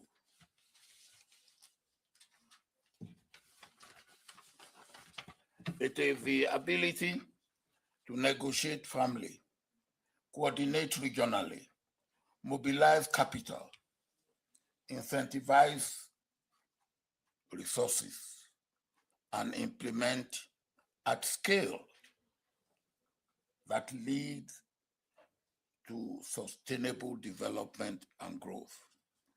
If you cannot execute, you cannot be sovereign. If you cannot coordinate, you will be divided. If you cannot negotiate, you will be priced, packaged, and positioned by others. No one cares that we are tired of this. Everyone waits to see if we will lift up and get going. No bird builds a nest with the full foliage. Every wise bird starts with twigs and then knits them. We are announcing clear test beds and exemplary programs and projects, starting turbines to give us thrust and lift. For example, we set health as a clear test of sovereignty. So we intend to embed it in the North-South dialogue to negotiate with our friends and development partners in the North about certain critical reforms as well as concrete projects to boost access to health facilities and technology. We are also talking about critical minerals, sovereign artificial intelligence models that can be packaged in public-private partnerships for projects that mean more to us in our parts of the world than they do to global technology giants. To these must be added mobilization of resources internally. And during the panel discussion, I think this was very clearly brought about. And also incentivize resources from outside. We are talking about grooming, empowering, and badging a new cadre of sovereign strategists and negotiators to enter these dialogues and others on our behalf, whilst ensuring that their blades remain sharp through communities of practice and peer learning. And we, asking our friends in Singapore, India, Brazil, Indonesia, South Korea, to name just a few, to join us in policy exchanges to take these undertakings forward collectively, grandly, hugely, and passionately. Today, President John Mahama of Ghana will set out the programmatic strategy of the Accra Reset. He will also launch the search for members of our distinguished college that will flesh out these various proposals being presented here, whilst laying out the motivation and roadmap for the inaugural high-level panel and its linkage to the North-South dialogue process. Let me end with a simple statement. a simple statement. The future will not be given to the unprepared. It will be negotiated. It will be built. And it will belong to those who prepare, unite, and organize for it. Thank you.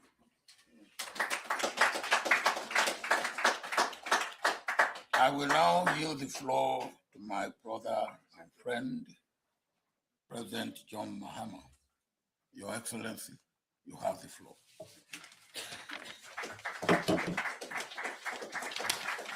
Let me collect my.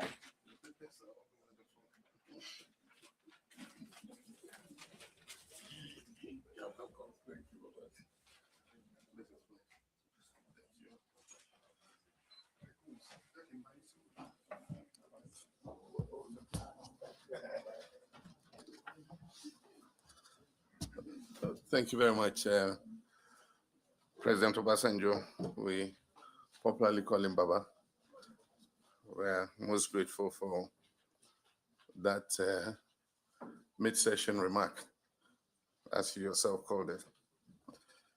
Your Excellencies and my distinguished colleagues, friends, and partners in global transformation, let me begin by thanking the World Economic Forum for creating the space for this session, and to our various strategic partners, not least the African Development Bank, the Global Fund, Afro Champions, Georgetown University, and the Rockefeller Foundation for stepping forward at a moment when the world's health and development systems are being tested by disruption, conflict, and a new atmosphere of intellectual retreat.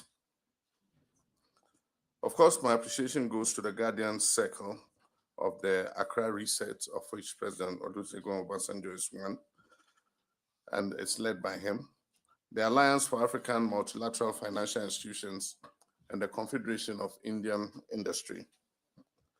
This afternoon, I stand before you as an African leader born in the heady days of post-independence Africa. Growing up, I could feel the excitement of my parents and their generation about the possibilities of our newly won freedom and the right to manage our own affairs. My country, Ghana, will celebrate its 70th anniversary of independence from colonial rule in March next year. In the relatively short span of 7 decades, we've been through a lot. We've seen coups d'etats and periods of democratic governance. We've lived through the Cold War, witnessed the fall of the Berlin Wall. We're excited about the advent of globalization, and we came together as a global family to work on the MDGs, the SDGs, and climate change. Today, as I address you here in Davos, one thing is clear. Our world as we know it is at an inflection point. The global multilateral governance system, universally agreed and accepted after the Second World War, is breaking down. Bilateral relations among nations are increasingly becoming transactional, and many state and non-state actors are acting unilaterally in pursuing their own national and parochial interests. Africa has lagged behind in the past decades following liberation from colonial rule, and has been trapped in cycles of conflict and multidimensional poverty. Africa has thrived on handouts and humanitarian assistance from the developed world. While no specific name has yet been coined for the new global system that will emerge, Africa intends to be at the table in determining what that new global order will look like. Africa must pull itself up by its own bootstraps.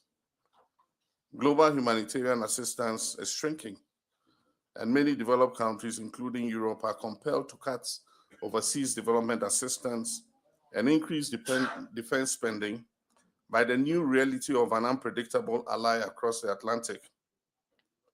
The COVID experience was a wake-up call. Africa was the last continent to begin receiving vaccines amid a global pandemic. But for the immunological profile and resilience of our African population, many millions would have died in that pandemic. And that is why I'm grateful, Your Excellencies, ladies and gentlemen, that you made time to be a part of this afternoon's Davos convening of the Accra Reset Initiative on the sidelines of the World Economic Forum. Just last September at the UN General Assembly, I introduced the Accra Reset Initiative, not as another declaration, not as a wish list, but as a practical answer to a question millions of young Africans are asking: what should Africa's response be in a changing global order? Today in Ghana, we're answering that question. We're resetting our country.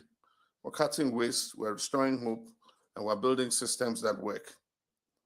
In my first year of being back in office, we've shown that democracy works, and that change is possible when leadership is focused and accountable to the people. From a debt-distressed, crisis-ridden economy, we've achieved an impressive turnaround with a stable macroeconomy characterized by single-digit inflation, a strengthened currency, and increased business confidence.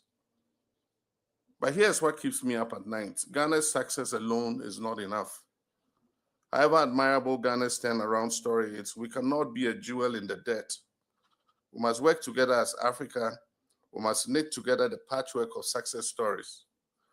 And that is why we're here in Davos today, to take what's working across many countries in Africa and the global South and scale it up across other countries, to move from resetting one country to resetting the entire development model for the global South. And let me be direct about what we're up against. Too many of our countries are caught in what I call the triple dependency. We depend on others for our security choices. We depend on donors for our health and educational systems. We supply the world's critical minerals, but capture almost none of its value. This isn't sovereignty, it's a trap, and it's getting worse. In my quiet moments, as I try to find solutions, here's what I've learned. Crisis creates clarity. The clarity is this, that we must build our own capacity to act. There's precedent for what I'm proposing. 20 years ago, UN Secretary General Kofi Annan and several courageous world leaders, including President Obasanjo here, made a simple, powerful case. HIV/AIDS was ravaging millions in Africa, and a global response was required. This courage created the architecture of the Global Fund, which saved millions of lives in Africa and across the world. That fight succeeded because leaders decided to act together with urgency and without excuse. Today, I'm not so sure. The US is gutting funding to the United Nations system and other global organizations that have saved millions of lives. And we face an unpredictable world.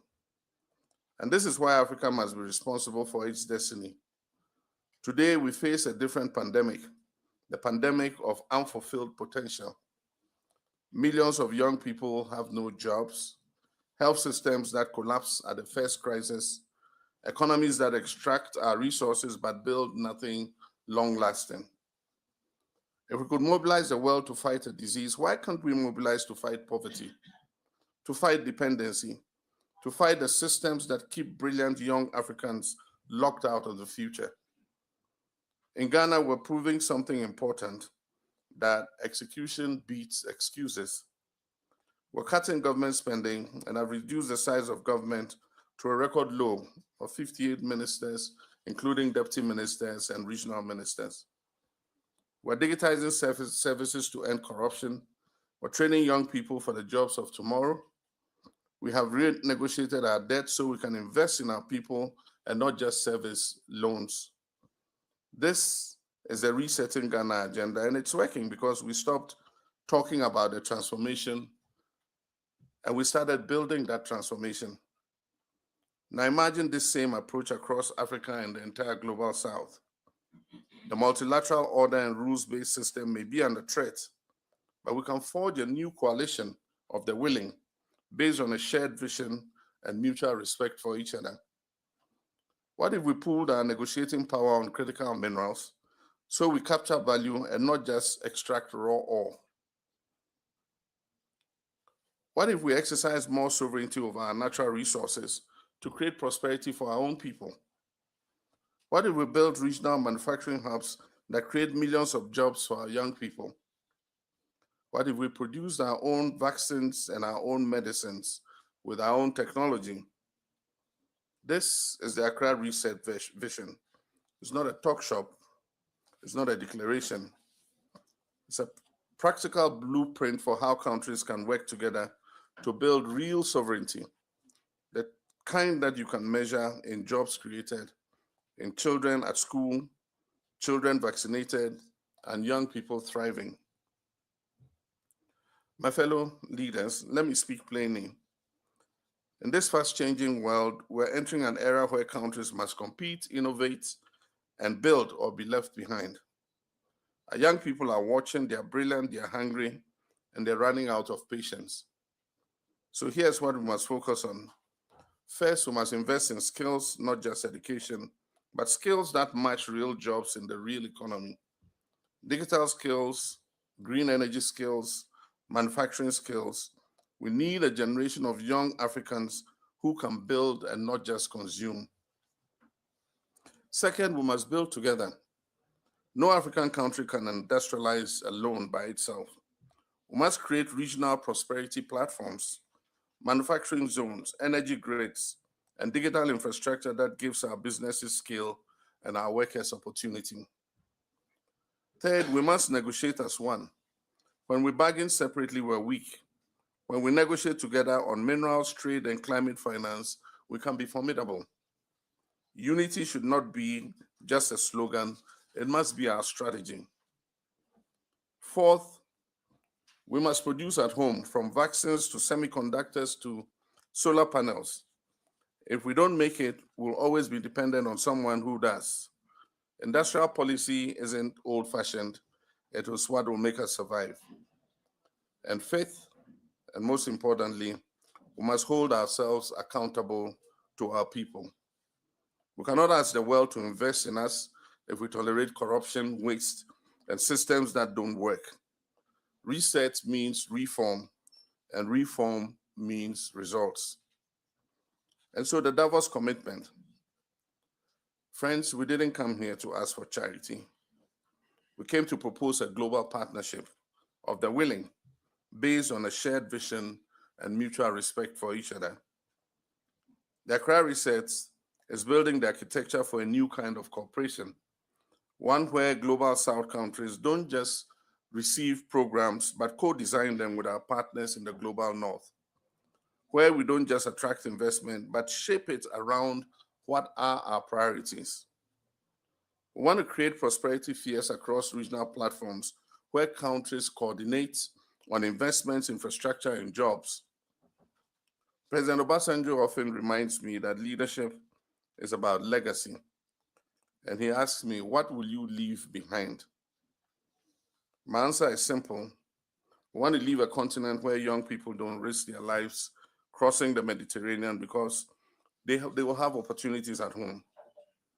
We want to leave systems that work, industries that thrive, and nations that stand tall. And in this, Ghana cannot do it alone. Africa can't do it alone. There's a call to every leader in this room. If you believe in a world where prosperity is shared, not just based on narrow interests, then join us. If you believe the global South deserves partnership and not pity, join us. If you believe the next chapter of human progress is going to be written in Accra, Nairobi, Kigali, Abuja, and Cairo, then join us. The Accra Reset is not seeking permission, we're building momentum.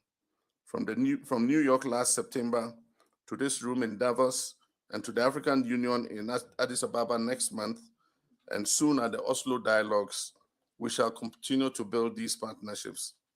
And so the question is not whether the world needs this, the question is whether we have the courage to build it. I thank you.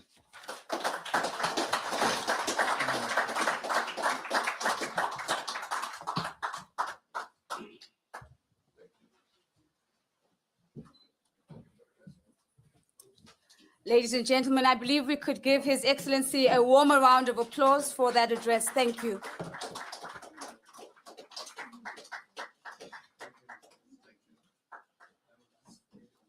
As promised, ladies and gentlemen, what we've been hearing throughout the time together is that health is perhaps one of the surest ways in which we can really stress test our sovereignty. And so we transition now into a conversation that allows us to double click on the strength of our health systems and how they can be not only an early warning system, but really a signal that indicates whether our sovereignty is at risk of fragility or not. We're going to kick off with some opening remarks from Peter Sands. He's the Executive Director from the Global Fund. And then we're going to go from Peter into a very tight fireside chat with Dr. Sanya Nishta, the CEO of Gavi, the Vaccine Alliance, sitting alongside Madame Priya Basu, the Executive Head of the Pandemic Fund at the World Bank. We're going to then begin to wrap that session up with some brief remarks from the Senior Vice President of the Rockefeller Foundation, who looks after the health initiative, and that is Naveen Rao.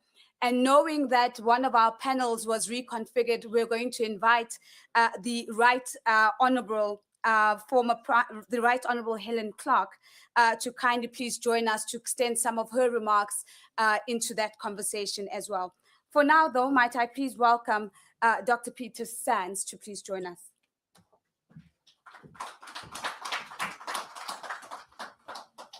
Thank you, and knowing the time, I'll be brief. Your Excellencies, it's both a privilege and actually humbling to be following President Mahama, President Obasanjo, to speak at this stage. My message actually can be boiled down to one thing, which is that the Global Fund has been a partner to Africa in tackling health problems for now 24 years. We are really excited about the Accra reset. We see this as an inflection point, a point which will reshape the partnership, but one in which we will continue to partner countries in Africa as you accelerate your path to sovereignty. From the beginning, the Global Fund model has been country-led. Countries and communities define priorities, make the investment choices, drive delivery. The role of the Global Fund is to align financing, markets, partners around national strategies and leverage global scale where this can help. And this has worked. As President Mahama said, there has been extraordinary progress on fighting AIDS, TB, and malaria, in extending life expectancy, in reducing maternal and infant mortality. And this has been driven by local leadership, exercising real decision-making power, backed by external funding, but also backed by increasing domestic resources. But what's changed? What's changed, and where the Accra reset is so important, is both the ambition and the global context. The global context underscores the imperative to build greater self-reliance, reduce external dependency, and exercise sovereignty. Now, the Global Fund is the biggest provider of external funding on health to countries across the continent. And you might think that because that's our job, we would be a bit resistant to countries in Africa saying, you're not going to need us as much. But actually, nothing could be further from the truth. We are excited and embracing the Accra reset because we see this as an opportunity to work together to accelerate progress on health and accelerate the path to self-reliance. And we are revamping and changing a whole set of our policies and the way we work with countries to help make this happen. There are going to be challenges. This isn't a sort of slam dunk thing. There are executional challenges as we work on this together. And I just highlight three that I think that together we need to surmount. One is that as we accelerate the pathway to sovereign leadership and sovereign execution, we don't inadvertently lose the benefits of global scale. We've got to keep those benefits at the same time as having sovereign leadership. Second, that as we make this transition in an accelerated pathway, we don't disrupt progress against the key diseases that impact the health of people across Africa, or leave people behind. This is a pathway, it's not an easy switch, and it's one that actually different countries across the continent are in very different starting points on. And thirdly, we must ensure that this process isn't seen by donors as an excuse to yet further reduce their support for global health. Because while there are some countries in the continent that are well advanced on this and absolutely ready to seize sovereignty and to reduce their reliance on external funding sharply, there are other countries on the continent, particularly those racked by conflict, where saving lives and sustaining and improving the health of the people will require external support. So together we must make sure that, in a sense, this isn't misinterpreted by donors. So that's all I was going to say. You have had the Global Fund as a partner for 24 years. We will continue to be your partner until you do us out of a job, and we will celebrate when that day happens. Thank you. Peter Sands, thank you very much. I think we can give Peter a round of applause, please. Thank you so much. Allow me now to welcome Dr. Sanya Nishta to kindly please join me on stage, Madam Priya Basu to join me as well. And Naveen, I'm going to invite you to come and sit with us, even though you're going to be taking on a listening posture with some reflective comments at the end. Thank you very much.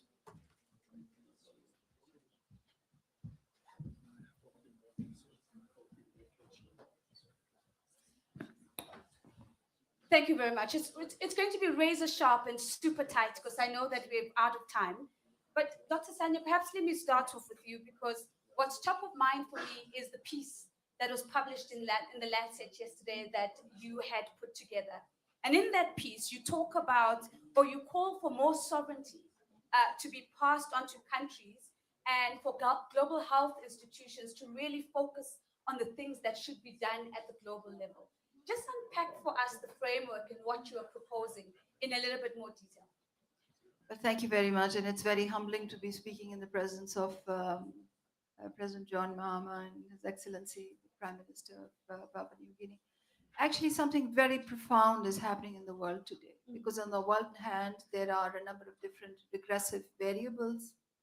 And of course, amongst those regressive variables is the very sharp cutback on the official development assistance and the imminent collapse of healthcare to the neediest populations in the world. So that's what we see on the one hand, and conflicts and climate change related problems. But on the other hand, something very transformative has happened. And we just heard an illustration of that when President Mahama spoke. Truly transformative, potentially transformative vision for the world. And we really thank you for that. I think that is going to, your speech is going to resonate for a very long time. And it actually has set a course forward for the future development framework. Now, within this framework, within this context, the Lancet paper was articulated for two reasons. Firstly, because within this changing landscape, international agencies have to recast themselves, have to reposition themselves, and have to be relevant to this new architecture, where governments want to take more responsibility, where governments want to be sovereign, and the parameters of that we just heard a moment ago. So we as an institute, as global health entities, have to adjust, adapt, recast ourselves. And in the global health landscape, we have to create a new global health ecosystem. And there are many conversations. There's a long list of initiatives that's currently underway. So the paper on the one hand outlines, number one, what is the objective of this exercise? What is the objective with respect to the Geneva ecosystem, the New York ecosystem? What is the objective of this exercise for the last mile? Are we talking about institutional mergers, structural solutions, or are we talking about changes at the last mile which will forge better coherence, translate into better delivery? And then the paper calls for the need for articulation of new principles, the clarity of objectives. It calls for a very clear process, and depending on the objective, then we ascertain which agencies are in scope and how to incrementally roll out that reform. And it calls for the creation of an independent panel led politically. And I think some initial important steps have already been taken in that direction. And it calls for a standing committee of stakeholders like myself and Peter and Tedros, who are interested parties in this process. And we don't have to sit on the independent, we shouldn't sit on the independent panel, but we are interested parties. And then it calls for specific country arrangements, and we're calling for a merger at the last mile. And we think that's particularly important because if I put my hat of a former cabinet minister in the government of Pakistan, the most difficult thing that I had to deal with were the plethora of international agencies that want to operate. Each one of them wanted a different bank account. Each one of them wanted a different audit. They had different indicators to report on. Each one of them mobilized different missions, had different grant cycles. Um, and there's significant potential to merge operations at the last mile, and there are vehicles and instruments to do that. So that's the one part of what the paper called for. Um, and of course, lastly, in that first part, it also called for the need for a new risk appetite for organizations like us, and the need for new policy instruments, because we are now dealing with settings that are increasingly fragile. So the mechanisms and instruments that we had at one point in time are increasingly not relevant anymore. That's the one part of the paper, the need for clarity on objectives, process, what's in scope, and the need for new instruments. The second part of the paper actually reflects on the Gavi um, uh, reform as it is playing out. And that reform is called the Gavi Leap. The Gavi Leap has actually been articulated, developed, and is it currently being implemented in the context of the needed changes in the global architecture. We have taken tangible steps to cede power to where it should belong, to countries. We've taken tangible steps to give decision-making discretion to countries on how Gavi resources should be deployed. We have simplified our processes in response to what I heard from the ground. When I was a new CEO 2 years ago, my first trip was to Africa. And I listened to leaders, I listened to health administrators, I listened to community health workers at the last mile. And what they consistently told me was that we really value Gavi. It brings value to our people, to our healthcare system, to our children, but your processes are onerous. So learning from that, we've simplified, radically simplified our processes. We end-to-end digitized our grant-making system to create the transparency. So that is, in summary, that is actually the sum of the paper, some parameters for the broader rethink, and then sharing some of the learnings from the Gavi reform that is currently playing out. Dr. Sani, I think what's really encouraging as we listen to you is the intentionality, as you, to quote you, to cede power where it should be, and that is within the sovereign state and within the government.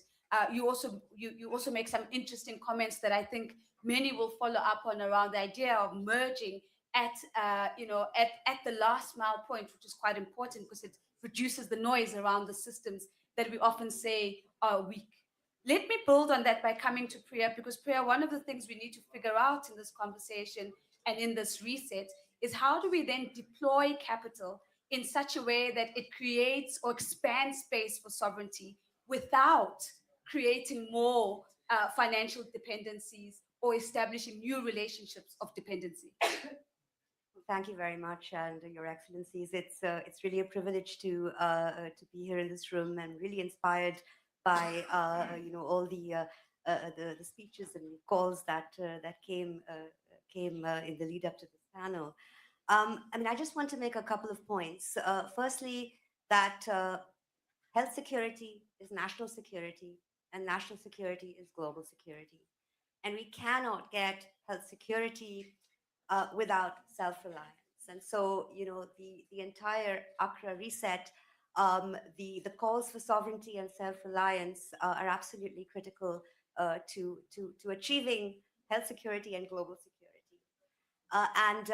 The pandemic fund, we are new, we're only 3 years old, we are born out of lessons from the COVID pandemic, but we're also born out of lessons learned from decades of development finance and how aid is done. And so, the model is very much centered on country demand, country choices, country plans, on country commitments, their own financing, their own investment. So, to answer your question, and your question really gets to the heart of what needs to be done. What's really needed, and we've heard this before, we've heard this during this afternoon, we really need a paradigm shift in the way aid is done and in the way in which global health financing is delivered.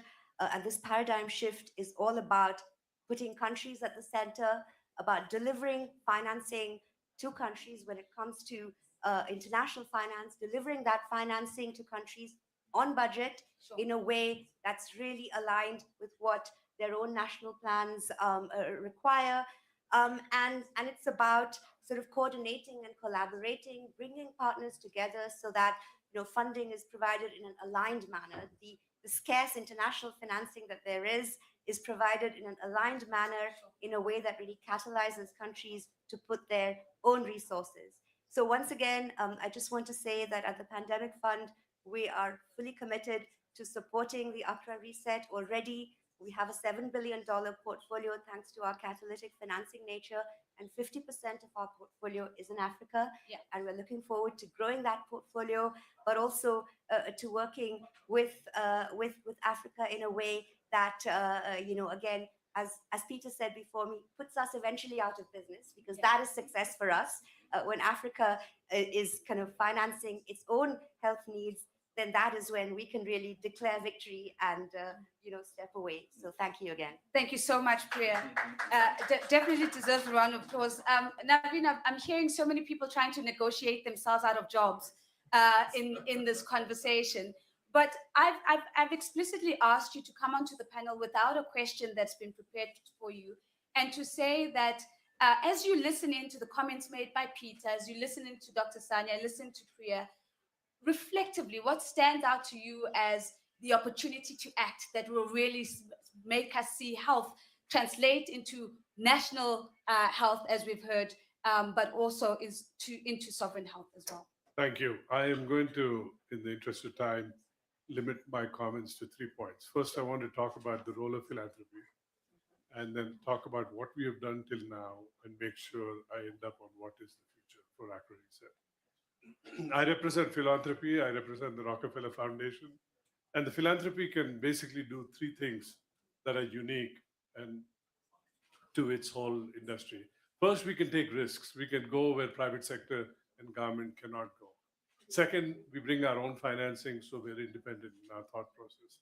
And finally, more important, we can convene different partners. We can set the table where normally partners who don't talk to each other can come in a trusted format. So that is what we've done.